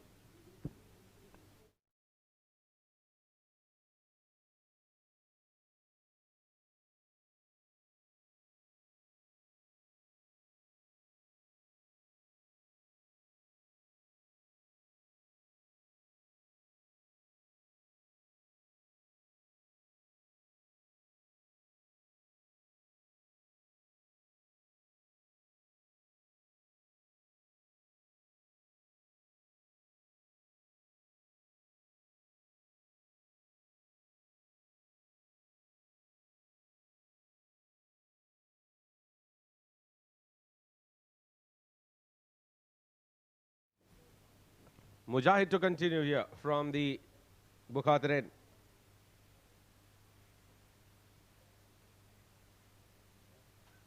Hit in the air, and that's gone all the way for a 6. Big hit of the bat of Ali Abid now. He gets into the act. It was tossed up. He accepted the invitation and deposited it out of the park. Excellent looking shot there from Abid, getting into the act right away.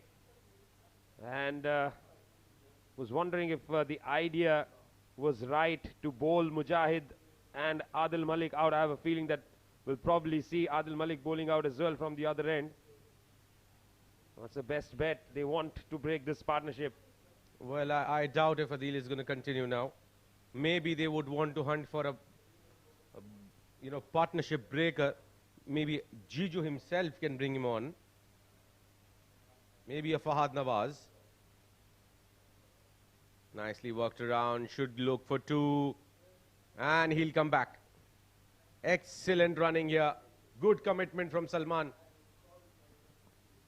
Abid wanted 2. And Salman responded positively.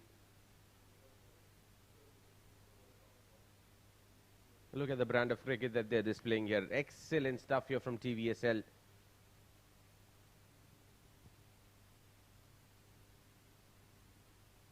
And down the ground this time. The connection is clean. Very clean. Look at that. He's got his eyes wide open the moment he saw that loop. And that has been deposited out into the stands. New ball requested. They've lost the ball. And looks like TVSL is making this look easier. 2 overs have turned this around completely. Yes, from almost 10 and over required to 7.6 required. That's what cricket is all about. A T20 at its best. You take 10 overs to pull things back in your favor, and then 2 overs you get hit for runs and things are again slipping away. That's down the leg side. Try to fire that quicker delivery. And Salman, who was looking for 3. Wow, this is excellent running. And he completes it comfortably. Brilliant stuff here. Yes, they're running away with the game now. This partnership is running away with the game. It's 64 now. They need wickets. They need wickets in bunches now, I would say. Nicely worked around for a single. They have been very, very convincing in terms of their batting, TVSL. That's been their strength. And as much as we spoke about their strength being batting, they have outshined in the bowling department as well. Played around for a single. Excellent stuff. 106 for 2 after 13.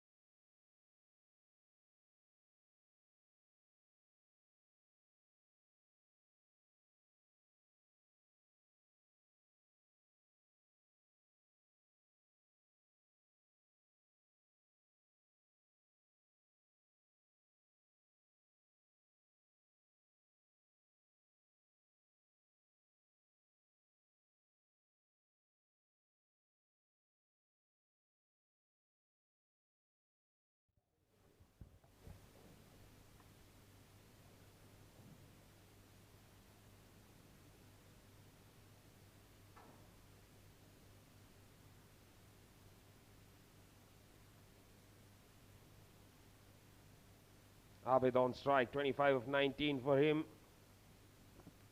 And things have turned around in the last 2 overs. As Khalid Shah comes in for the final burst. Full toss there.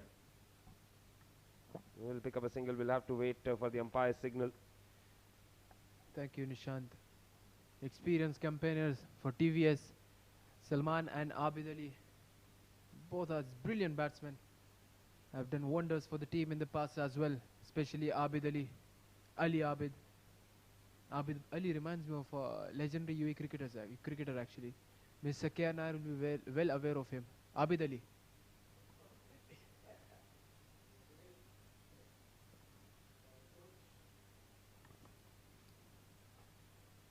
TVS required 51 more to win of 41 deliveries. Spinners had controlled the game pretty well, but at the later stage it was all the batsmen. That's again high up in the air. Fielder coming underneath that and drop. You don't want to drop those catches at this moment. Salman gets alive. Irfanullah will be not happy with that at all, as well as Team Pacific. He had his enough time, Nishant, but couldn't judge it completely right.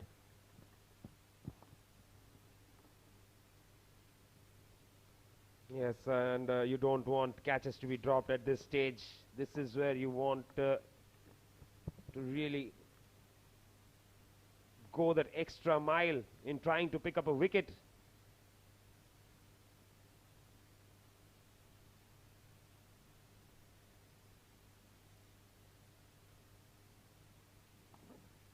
And that's a dot ball. That is something that is good as well. This is what exactly you have to do at this moment. Ali, Abid and Salman have to keep on rotating.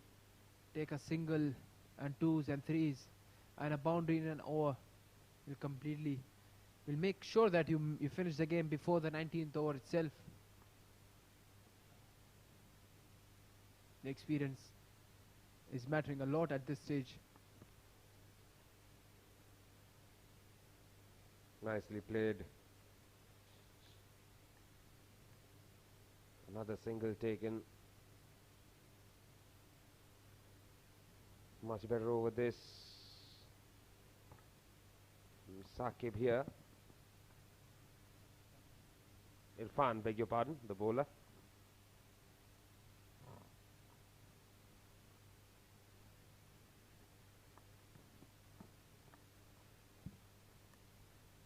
He almost did what exactly was required. He created that opportunity, Irfan, with the ball. Fielders couldn't help him out.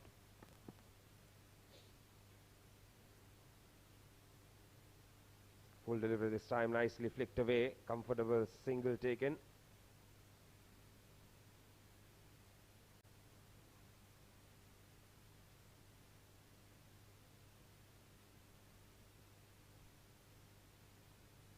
Last ball of the over coming up.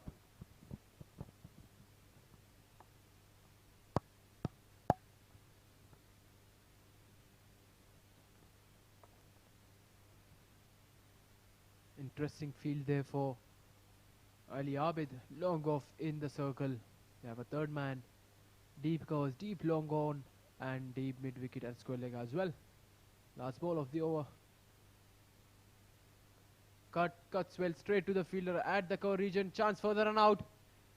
Misfield there. And they got a single comfortably. So at the end of 14 TVS, 111 for 2.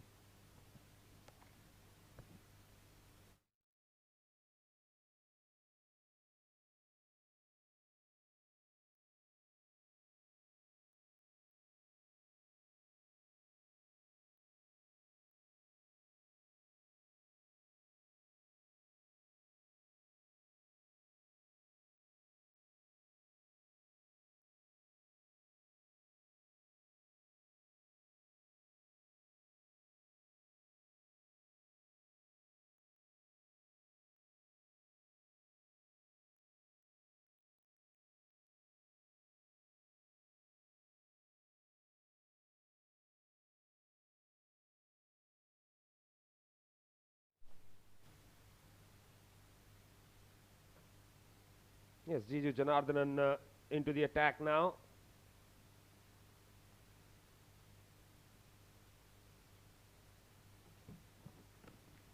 The experienced Jiju Janardhanan. His experience is well required here at this moment. Couple of quick wickets means Pacific will be back in the business.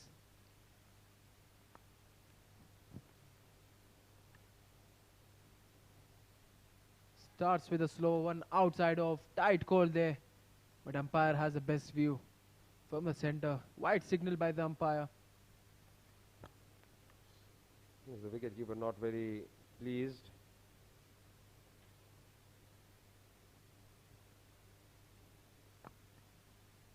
Jiju Janardhanan, he bowls those googly slow ones which comes into the right hand batsman.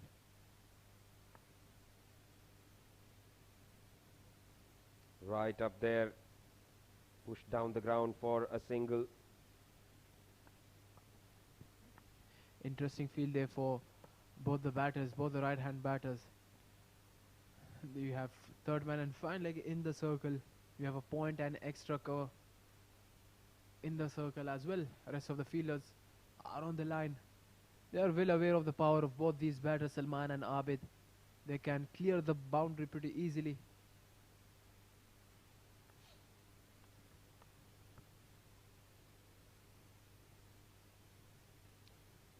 Big appeal.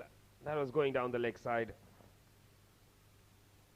I felt Jiju came to know exactly right after starting his appeal that was going down the leg.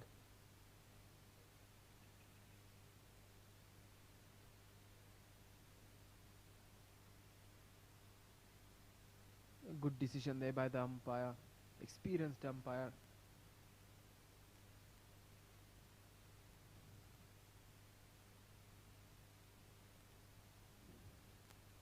So Salman is clear in his mind. He have to score quick. That is what exactly the plan might be. Yes, he took his time to settle down. Now, oh, that was a bad ball, and he has thrown his wicket away. What a catch! Fayaz Ahmad, what a brilliant catch there by Fayaz Ahmad at the point region. He is leading from the front. Catches win you matches. Is this a turning moment of the game? Jiju Janardhanan, the captain as well, took the wicket in on his third delivery. Salman Khan going back after scoring 42 of 36 deliveries. TVS 113 for the loss of 3 wickets.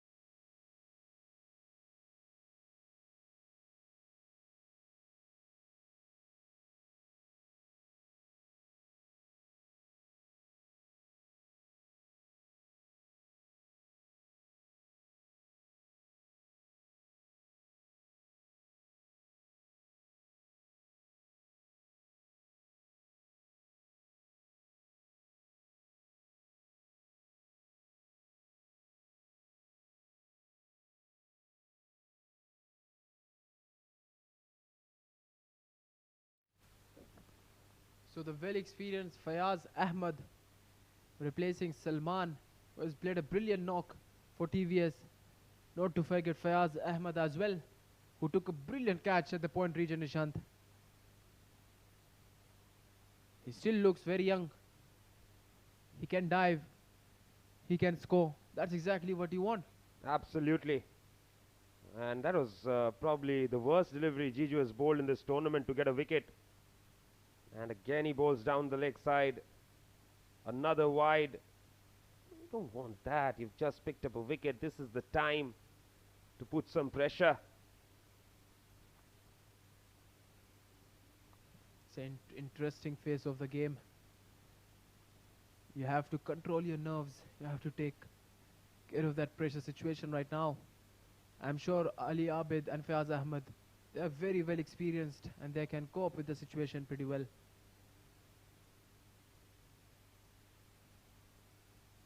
Excellent stop. Excellent stop. Didn't recover in time for the throw. Good backing up. Brilliant fielding there by Fahad Nawaz. Couldn't stop the single, but the intention.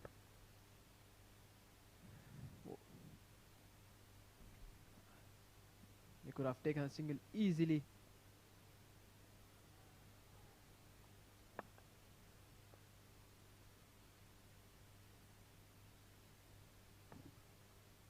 Nishant, if you're the captain and if you want to win the game, what do you have to do as a bowling side, as a leader of the bowling unit? What exactly you would love to do at this situation? Well, I think right now it would be probably ideal to just shuffle around the bowlers. Don't allow the batsman to get settled to any one bowler, because 7-over spell bowled by Adil and Mujahid in the last couple of overs, they messed it up, and that's where the game turned around. Exactly. They have to take care of their fast bowlers as well. They don't have much overs to bowl with. That's again high up in the air. Fayaz Ahmed is underneath that. And that's taken, gone. Fayaz Ahmed is out again. Brilliant catch taken at the fine leg region. So one Fayaz to another Fayaz. Up Fayaz wins. Yes, Fayaz Ahmed caught Fayaz Ahmed, bowled Jiju Janardhanan. That is the end of it then. Another wicket goes down. Well, this match still has a little bit of life in it. Fantastic effort this. He departs for 1 of 2. 116 for 4 in 15 overs.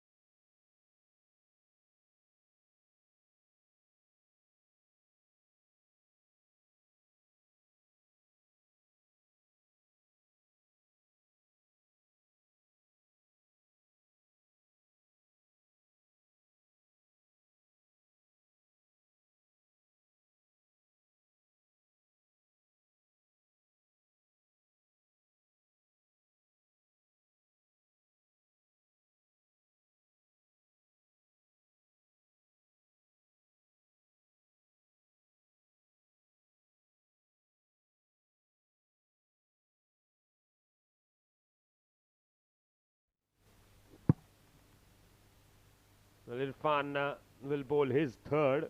Will be very interesting to see when does Adil Malik bowl his final over. Most probably the over after this might be continued by Jiju Janardhanan, but the over after that depends on Ali Abid if he's still on strike. No doubt Adil Malik has a great experience and can deliver at such situations, whereas Irfan has to get rid of Ali Abid anyhow for Pacific to stay in the game. Oh, that's a good shot. Good looking shot there. That's gone the distance. 6 runs. What a brilliant looking shot there by Ali Abid. If you can play such shots, because you are playing spins pretty well, you can play fast pretty well. That's exactly what the situation demands. He has scored tons of runs in last couple of years, Nishant, Ali Abid.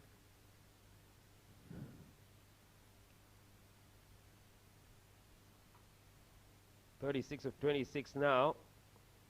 So 16 bowled by Irfan, 17 by Jiju, 18 by Adil Malik, 19 by Jiju, and 20 by Irfan.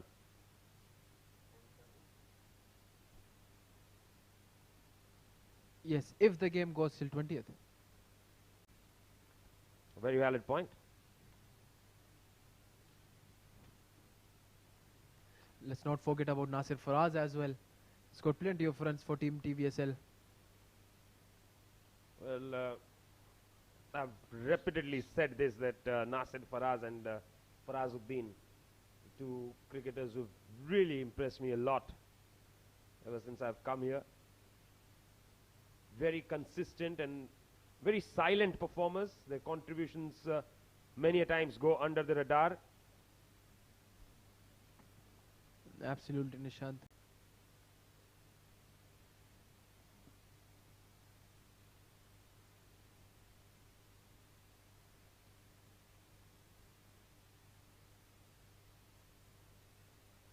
So Abid 37 of 27 now. 34 needed of 27 deliveries. The required rate just a shade over 7.5 runs per over.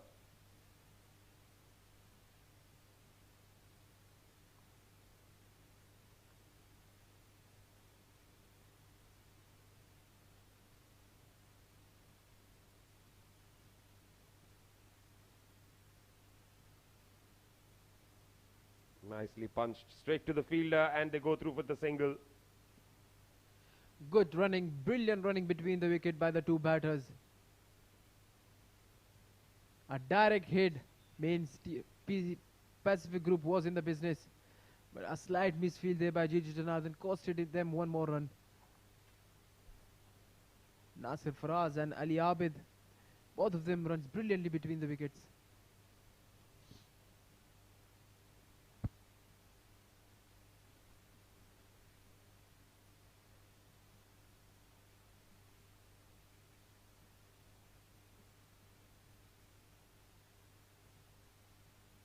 Faraz on strike. Well, looks to go for the big shot off the inside edge, straight to the fielder again. Now this is excellent stuff. They're picking up the singles of deliveries that should be dot balls.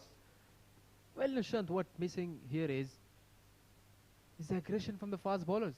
No aggression at all. You have to show some eyes. You have to show some quick bounces. You have to show them your skills. All he's doing, he's bowling quick but straight, and they're playing it pretty easily.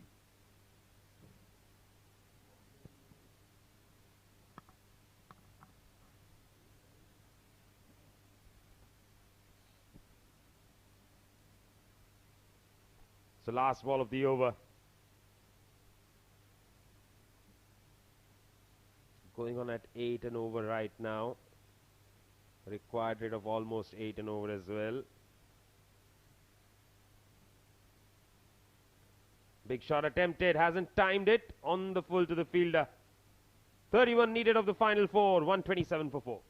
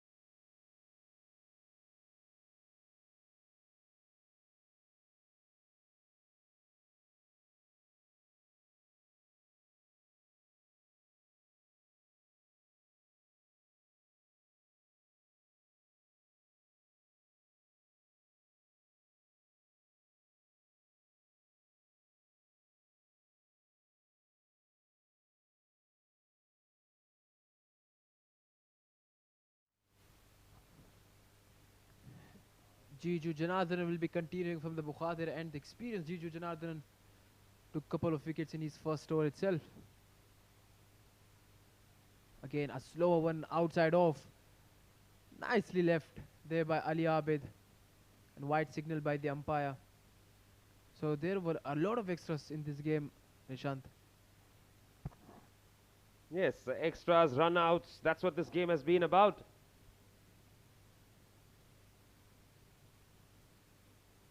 $128 for 4, TVS doing the right thing here, keeping wickets in hand, always an advantage.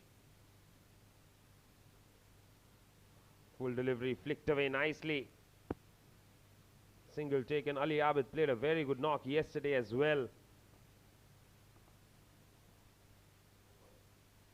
He's a very well experienced batter, Ali Abid. Oh, it was a no ball as well. And a free hit coming up. So the new man Nasir Faraz will be facing the free hit. he got the license. He has to go big here. That will give him some sort of confidence as well.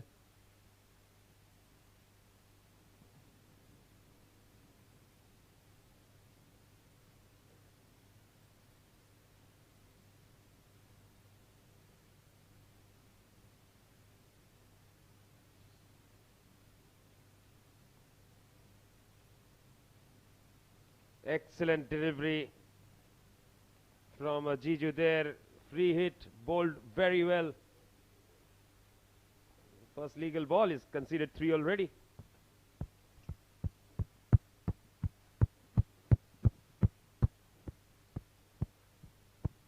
Wide run rate shows 7.3. It has to be an easy game for TVS, Nishant. The way Ali Abid is batting, he has to take the game long till the end, take it till the 18th, 19th over. Again a slower one. Brilliant running between the wicket. They are trying to go for the second, and they have taken 2 runs comfortably. Brilliant running between the wicket there.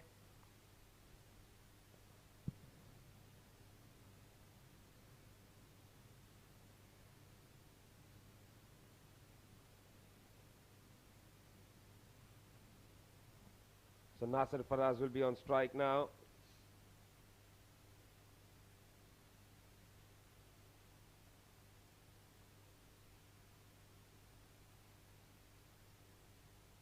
Jiju, can he produce another tidy over? Can he come back in this over? Inside edge.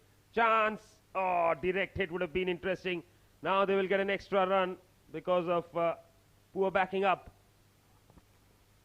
Good attacking cricket there by TVS. They're taking those singles and twos as well.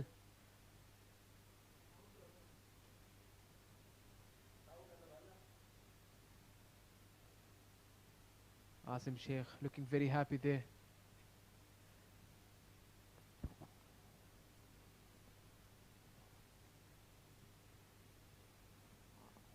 Yes, is prepping for the final presentation.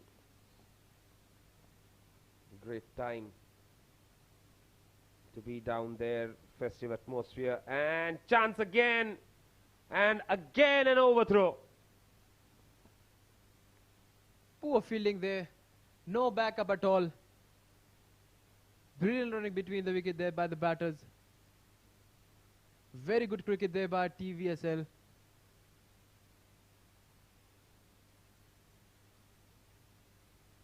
So Jiju Janardhanan is going a bit expensive at the moment.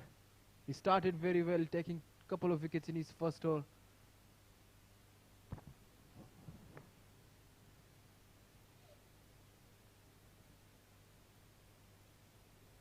Couple of deliveries remaining then.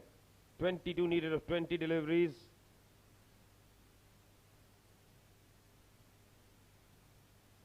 Short ball, he backs away. Hasn't timed that cut well enough. But will pick up another single. That's what they want right now. That's all they want right now. At the same time, Nishant, if Pacific Group wants to come back in this game, they have to take the wicket of Ali Abid. Or else he'll finish the game before 19th itself.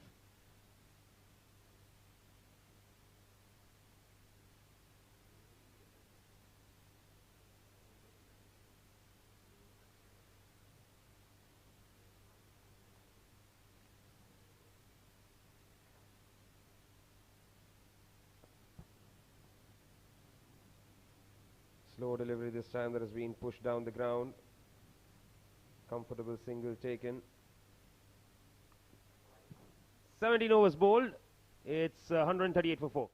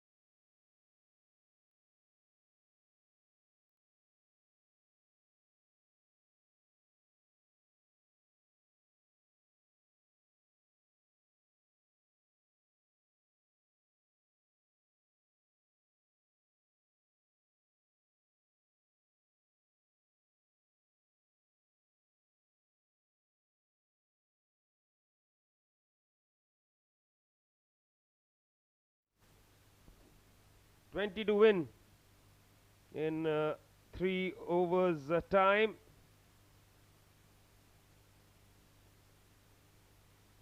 Saqib back in the attack, none for 21.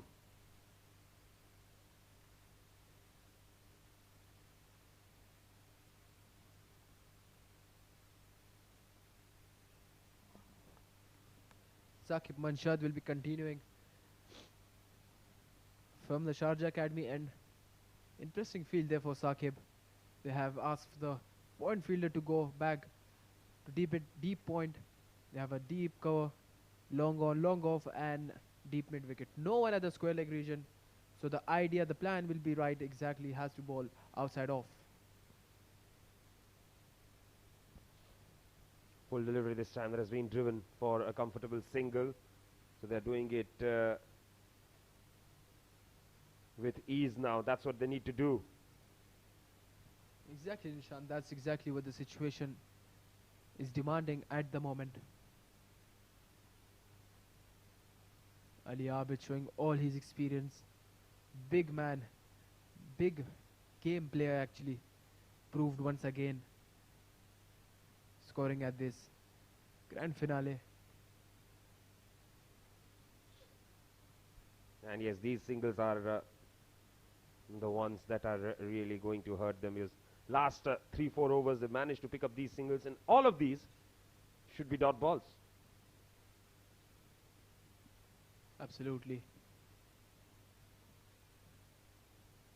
Saqib Manshad very effective with the new ball. He still has to prove with the old ball. A wicket of Ali Abid at this stage will make Pacific Group back in the game for sure. Good looking shot. Lovely placement there. That will bring the runs required to less than a run a ball.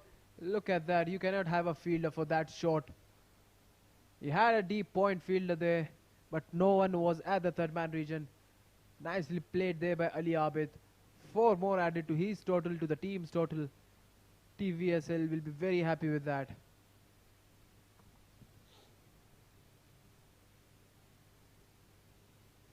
So Abid, the 46 of 33. Another boundary needed for him to get to his half century. Off the under edge. Excellent effort there, but fails to collect it. They pick up 2, should pick up 3. And Nasir is very quick between the wickets there. 11 needed.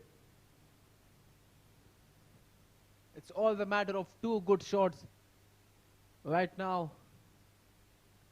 And TVSL are almost there. All thanks to the experienced Ali Abid. The way he has batted throughout this inning, as well as the credit must be given to the bowlers as well.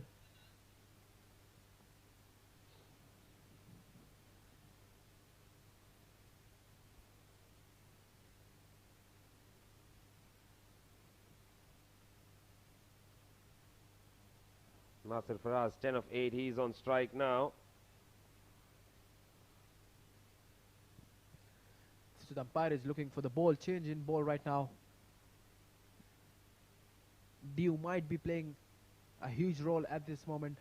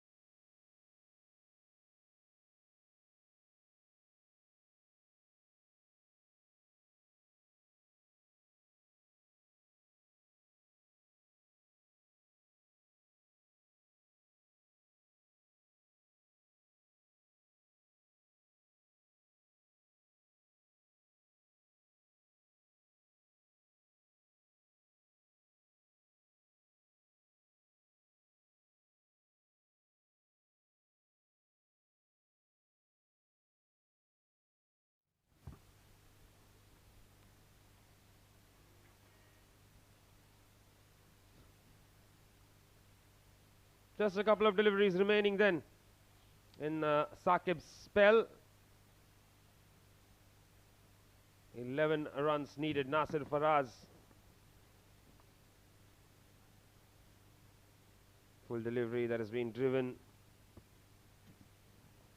Just a single.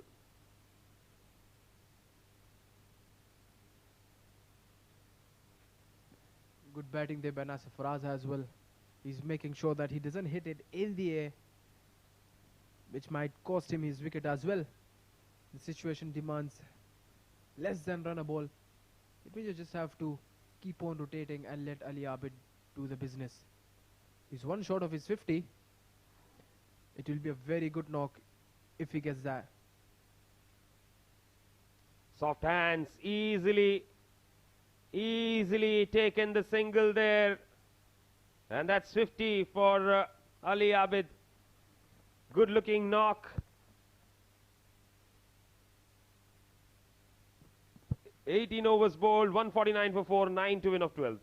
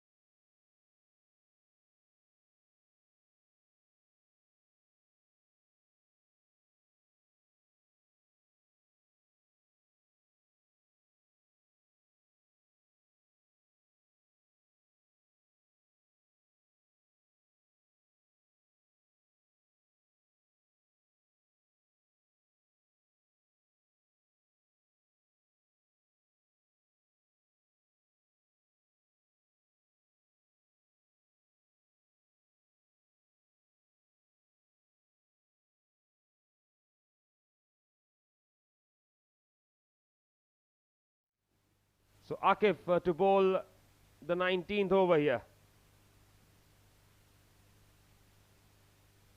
Well, if Akif had overs, I really wonder why wasn't he used earlier. At least one more over should have been bowled by him. Absolutely. Nishant, this was an interesting call. And he didn't bowl his quota of 4 yet. They kept him till the last, but unfortunately, they didn't have the runs to play with. With such experience and with such pace, you have to use your trump card bowlers in front itself. Yeah, I think when Irfan bowled or Saqib bowled in that 16th over, should have been Akif. They should have bowled 1 over of Akif there. Back of a length, nicely cut. Single taken. There's hardly anything to worry about now.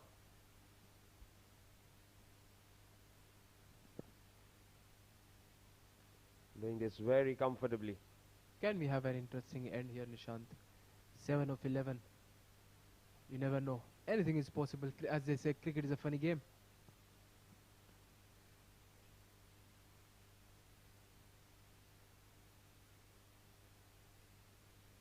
Well, that's the answer. 1 bounce into the fence for 4. Brilliantly struck there. Look at that. Cuts very well there by Nasir Faraz. Showing his skills, what he's capable of. No fielder at all. 1 bounce for a boundary. 3 more required. It's a matter of 1 good shot only. And TVSL will be crowned as a champion of CBFS T20.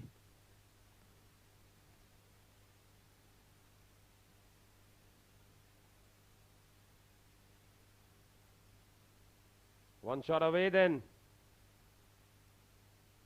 Can they do it in this over? Nasir Faraz on strike. And yes, nicely done. Opens the face of the blade. Guides it down towards third man, and that is all over. There we go. We have the champions. They have played with a brave heart there. TVSL, the experience of Ali Abid, a good knock by Nasir Faraz at the later stage. The inning initially played there by Nadeem.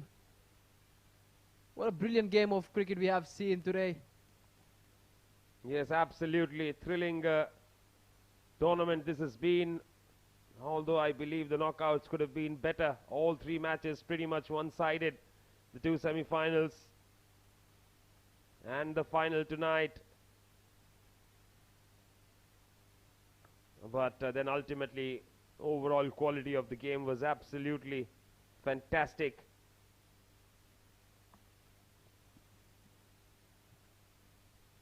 Winners of this edition of CBFS T20. TVSL has played some brilliant cricket throughout their campaign here, whereas the credit must be given to the Pacific group as well. They have played some brilliant cricket as well. Unfortunately, they couldn't finish it well in the last game. Yes, and that is the scorecard for you. 42 of 36 from Salman. He did very well to ensure that there was absolutely no worry for the batting side. And of course, Abid gave him great company, getting that 51 of 36 balls and staying there till the end to finish things off as they finished with 159 for the loss of 4 wickets.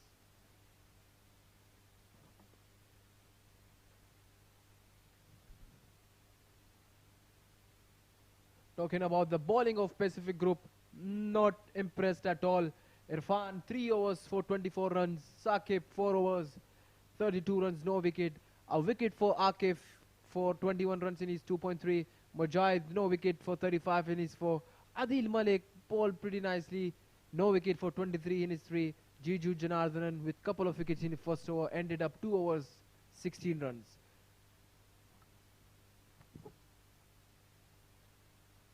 That is that. That is the story of the game. And of course, Vision Shipping winning the toss, electing to bowl first and doing the right thing there. Nobody really getting going for Pacific Group as they managed to get 157 for the loss of 9 wickets. Fayaz Ahmed once again pick of the bowlers, picking up 2 for 20 in his 4. In reply, Vision Shipping, well, it wasn't a cakewalk, but in the end they managed to do it quite comfortably as they finished with 159 for 4, riding on Abid's 51 not out and Salman's 42. They won the game by 6 wickets with 9 balls to spare.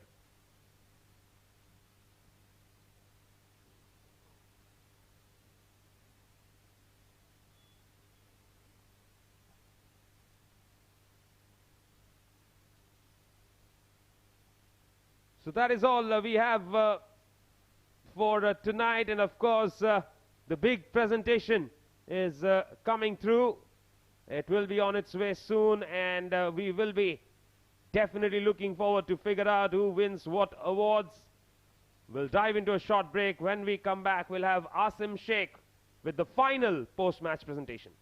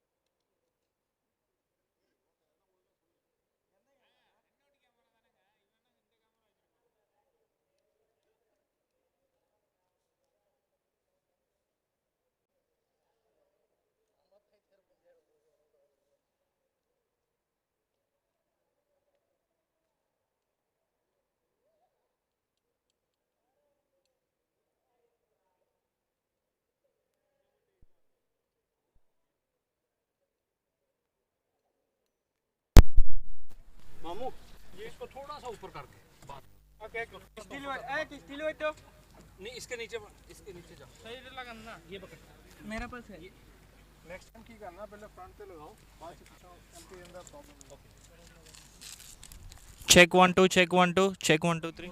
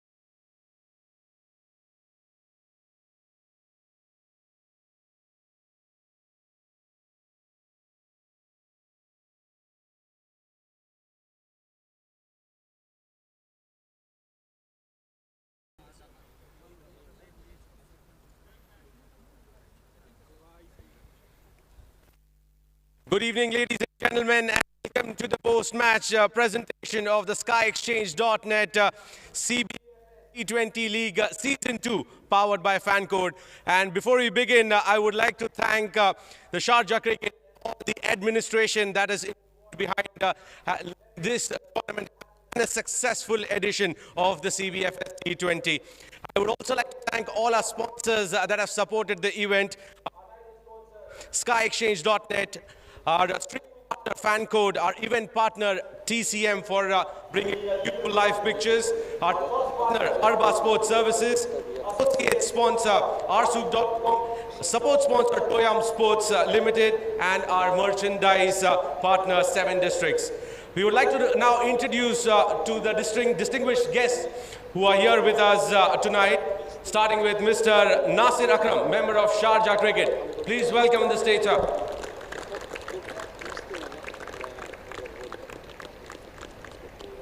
Mr. Mazhar Khan, GM of Sharjah Cricket. A renowned face in Sharjah Cricket. Mr. K.R. Nair, our media director of Sharjah Cricket.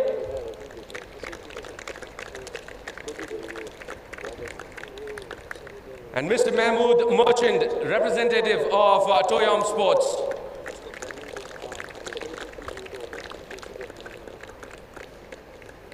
Now, before we begin and get back to the game, I would request Mr. Mazhar Khan to address us with a few words. Thank you, Asim. Good evening, all the players. I'd like to thank our chief guest, Mr. Nasir Akram. He does an action of the Emirates Cricket Board, executive member of the for being with us, Mr. Nair, and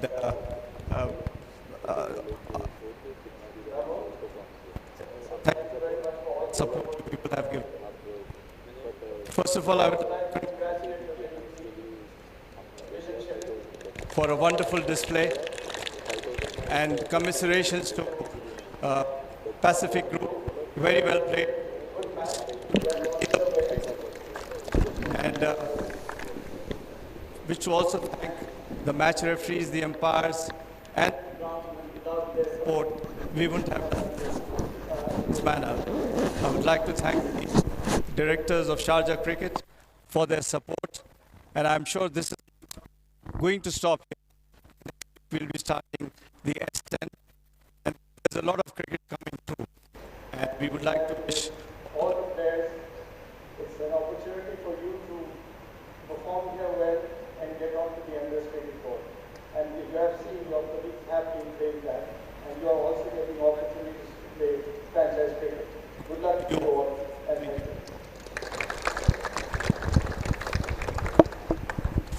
Thank you, Mr. Khan.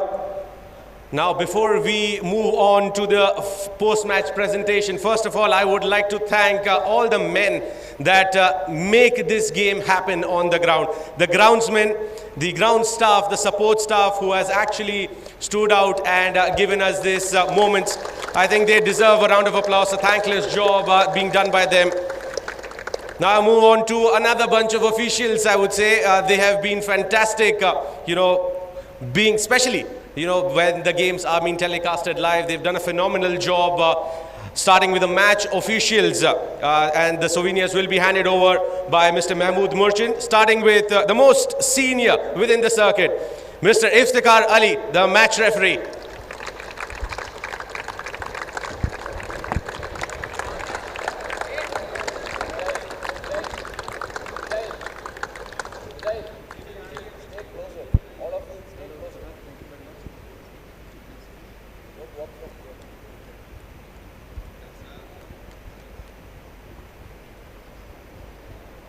Next is another experienced match referee we have here, Mr. Tehseen Javed, match referee and member of Sharjah Cricket.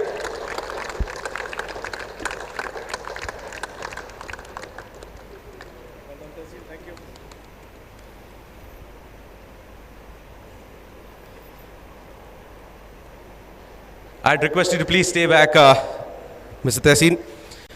The match officials that officiated the game today, Asif Iqbal. One of the two.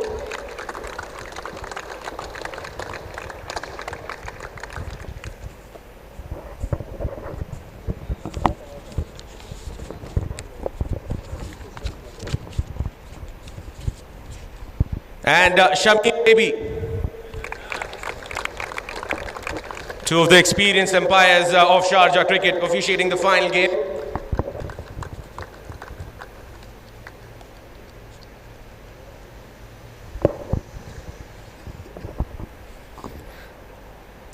Now it's the time for the player of the match. Any guesses? Very good guess coming through from the team. I mean, a fantastic performance in the finals. Ali Abid is our player of the match, and is being sponsored by Arsook and will be awarded by Mr. K.R. Nair. He'll be receiving a gift hamper from arsook.com and will also be receiving a 20% discount voucher on all the products purchased from arsook.com. Ali, काफ़ी शानदार performance रही है अली। एक pressure situation ज़रूर create हुआ था क्योंकि power play में स्टार्ट उस तरीके से नहीं मिली आप लोगों को, तो कितना डिफिकल्ट था वहाँ पे एडजस्ट करके खेलना? एक्चुअली नॉर्मली मैं पिछले मैचों में स्टार्ट तो अच्छा मिल रहा था, आज फाइनल था, थोड़ा प्रेशर गेम था, तो फिर भी इतना बड़ा टारगेट नहीं था। मुझे पता था कि हम अगर खेल गए दो पावर प्ले के बाद तक 10-12 ओवर तक तो इंशाल्लाह फिर इजी हो जाएगा। तो वैसे विद द प्लान खेले हैं तो अल्हम्दुलिल्लाह हमने अचीव कर लिया। वेल उस मोमेंट पे जहाँ पे आपने अटैक किया अदील मलिक और मुजाहिद को, काफ़ी क्रूशल मोमेंट था, वहाँ पे से गेम या इस पार हो सकता था या उस पार हो सकता था, क्या क्या चल रहा था उस टाइम? जी मैं सिर्फ यही कर रहा था कि जो मेरी रेंज में बॉल आए उस पर उसको टारगेट करूँ, और मैंने वो टारगेट किया और अल्हम्दुलिल्लाह कामयाब हो गया। चले, हमें आपको S10 में देखने नहीं मिलेगा लेकिन T10 में ज़रूर देखेंगे। उम्मीद करते हैं इसी तरीके से शानदार परफॉर्मेंस आपकी लगे रहे अबू धाबी T10 में भी। जी इंशाल्लाह, thank you. That's the man of the match, Ali Abid, sealing the game for the team. Now we move on to the next set of awards. These are the individual awards of the tournament, and starting with the purple cap holder. Any guess? Again, when we started the game, it started with a tie, and the man who has picked up 16 wickets, the premium bowler of TVSL, Fayaz Ahmed, the magician, is our purple cap holder. It will be handed over by Mr. Mahmood Merchant, and he'll receive the purple cap as well as a 500 dirhams cash prize.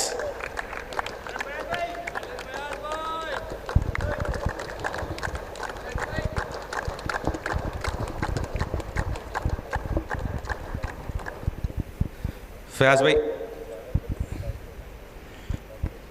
काफ़ी convincing performance, ये उम्र के साथ साथ performance भी माशाल्लाह से होती जा रही है। फयाज भाई क्या कहिए, क्या राज है इसके पीछे? बिस्मिल्लाहिर्रहमानिर्रहीम। सबसे पहले अल्लाह ताला का शुक्र कि हम ये इतना बड़ा टूर्नामेंट जो हमारी टीम जीती है, तो बस कमिटमेंट और हार्ड वर्क जो कंटिन्यू करता रहा था और अब भी करता हूँ, कोशिश करता हूँ अपना 100% दे, बाकी अल्लाह की मर्ज़ी, अल्हम्दुलिल्लाह। वेल, इतनी फ्लैट विकेट थी, कितना करेज चाहिए होता है कि ऊपर से आसमान से बॉल छोड़ के बॉल करना है इस विकेट पे? जी बिल्कुल ऐसे ही है, बस थोड़ा सा वेरिएशन से बॉल करनी है। बैट्समैन की रीच से कोशिश करता हूँ कि दूर फेंकूँ, बैट्समैन मतलब कि ट्राई करे, हिट करे, और जितना मतलब कि उससे वेरिएशन से करता हूँ वो अल्लाह ताला कामयाब करता है। चले, उम्मीद करते हैं यही कामयाबी आपके साथ रहे और हमें आपको देखने मिले यहाँ पर शारजा क्रिकेट में। All the very best. Thank you very much. Thank you. Fayaz Ahmed, the purple cap holder, leading wicket taker of the tournament. Now we move on to the orange cap holder, and this award will be awarded by Mr. Mazhar Khan. It was a close affair. This man was not within the ranks in the initial games of the tournament, but the way he's pulled himself back in terms of his form, he was magnificent, scoring 3 half centuries before coming into the finals with 1 century in that. It's Salman Khan, who put up a blockbuster show, is our 7 districts orange cap holder of the tournament with 374 runs scored in the tournament. He too gets a cash prize of 500 dirhams.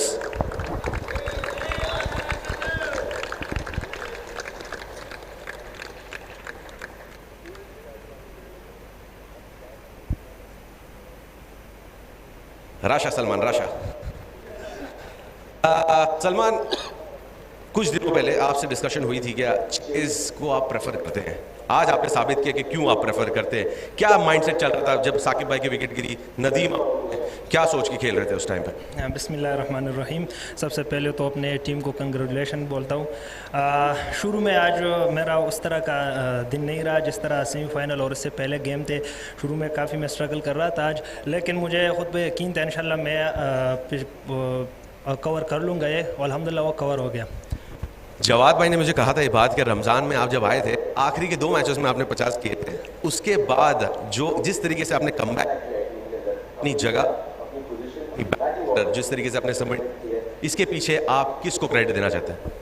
जी बिल्कुल, last year जब मैं आया था रमज़ान में तो मैं आखिरी 2 matches में परफॉर्म कर गया था, लेकिन मैं क्रेडिट फिर जवाद भाई को दूंगा क्योंकि उसने मुझ पे बिलीव किया, उसने मुझे मौका दिया फिर से कि आप आओ खेलो। अल्हम्दुलिल्लाह मैंने वो डिलीवर कर दिया। चलो आप इसी तरीके से खेलते रहे और हमें इसी तरीके की इनिंग्स देखने मिले। All the very best for the future. Thank you Wasim भाई। That's very promising talent, Salman Khan, man to watch out for in the coming years in UAE. Now moving on to the Player of the Tournament award. This award will be presented by Mr. Nasir Akram. And a complete all-round performance by him with the bat, with the ball, in the field and leading his team in the semi-finals from the front. Our Player of the Tournament is Ronak Panoli, captain of DCC Starlets. He's been phenomenal. He was phenomenal throughout the tournament. A terror in the power play when he came out to bat and led the team from the front.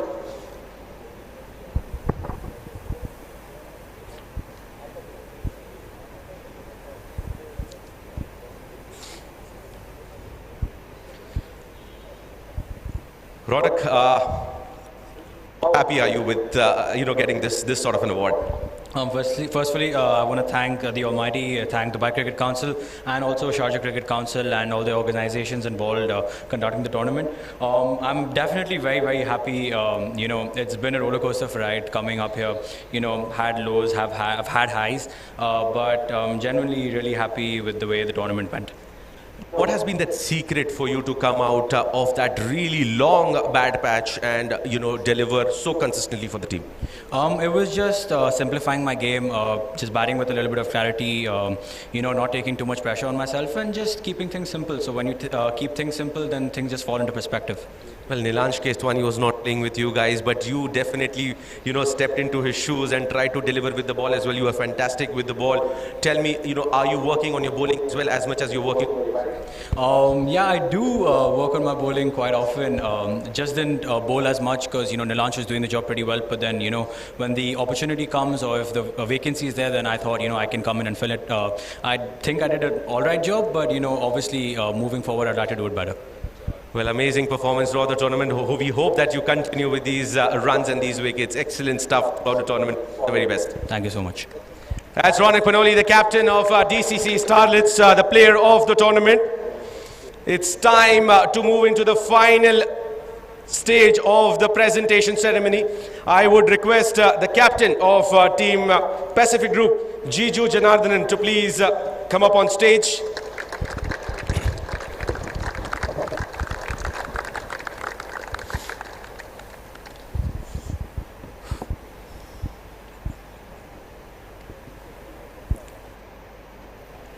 Jiju, first of all, before we take the trophy home, what do you think went wrong today? Well, few runouts went wrong. I think it's a final game. Both teams have done really well in the whole tournament. Few hiccups are going to happen in the final game, but the way these guys played, TVSL much appreciated team effort, and they were deserving the win today. Well, I'm a firm believer of this fact that you either win or you either learn. What have you guys learned out of this, defeat or probably from the entire tournament? Well, a lot of things, and there were a lot of positives as well out of this game. The thing that we've learned is not to throw away wickets in such cases, and there have been a lot of positives as well. We bowled really well. To take that total to defend till 18th, 19th over is a big achievement. Well, at any point of time, do you think playing one batter shot probably would have, helped you guys have that 20 extra runs in the game? That played has been playing really well, and there were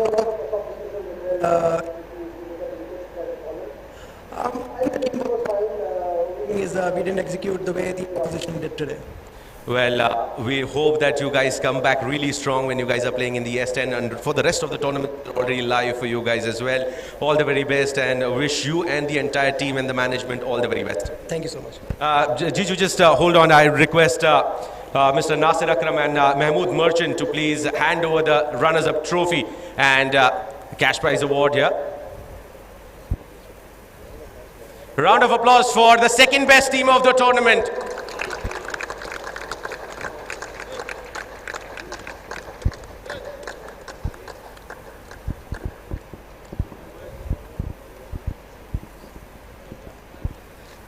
Now I request the winning captain, and along with him I would request Jawad Ghani to please come up on the stage. Saqib Mahmood and Jawad Ghani.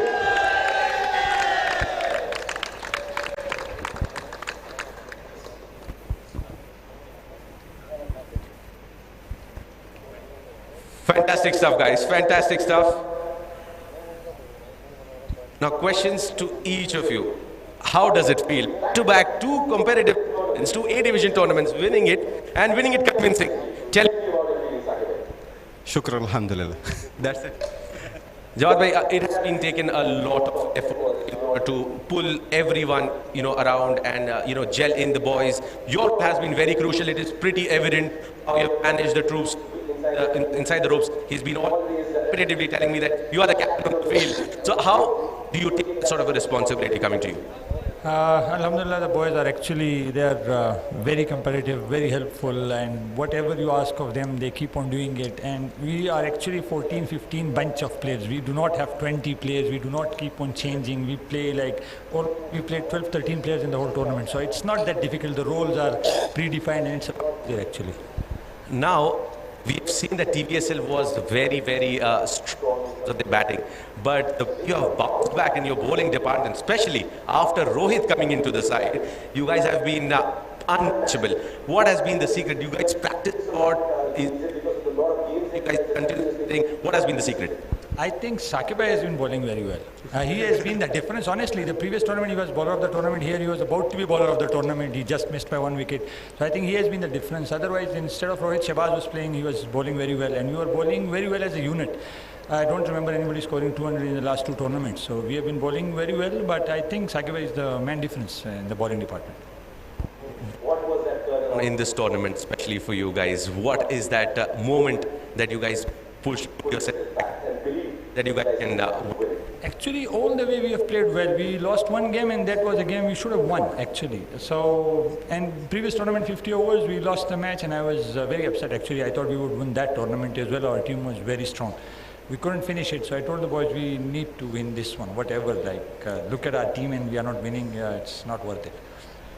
Saqib, one last question to you is, Fayaz, what message has stolen that award from you? What is that message for him? No, it's good that he took the award. So it's honor for me that my players are in the awards instead of me. Well, thank you very much. Just stay on the stage. It's the winning trophy that's waiting for your hands to be laid on. I'd request Mr. Nasir Akram and Mazhar Khan to award the winner's trophy to the winning captain, Saqib Mahmood.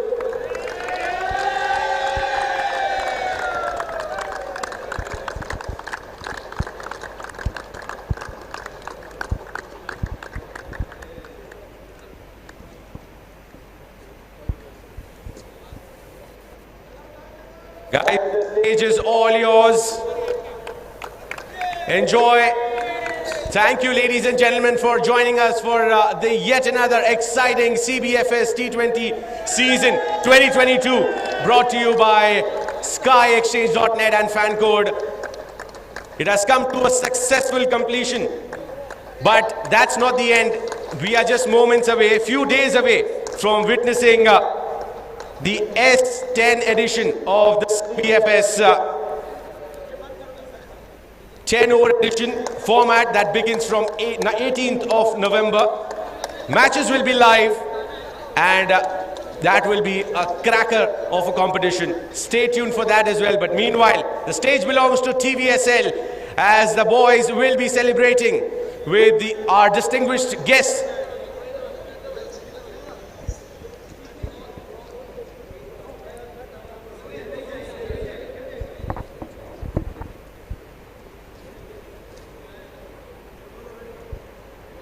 As you have won the tournament, let's make some noise!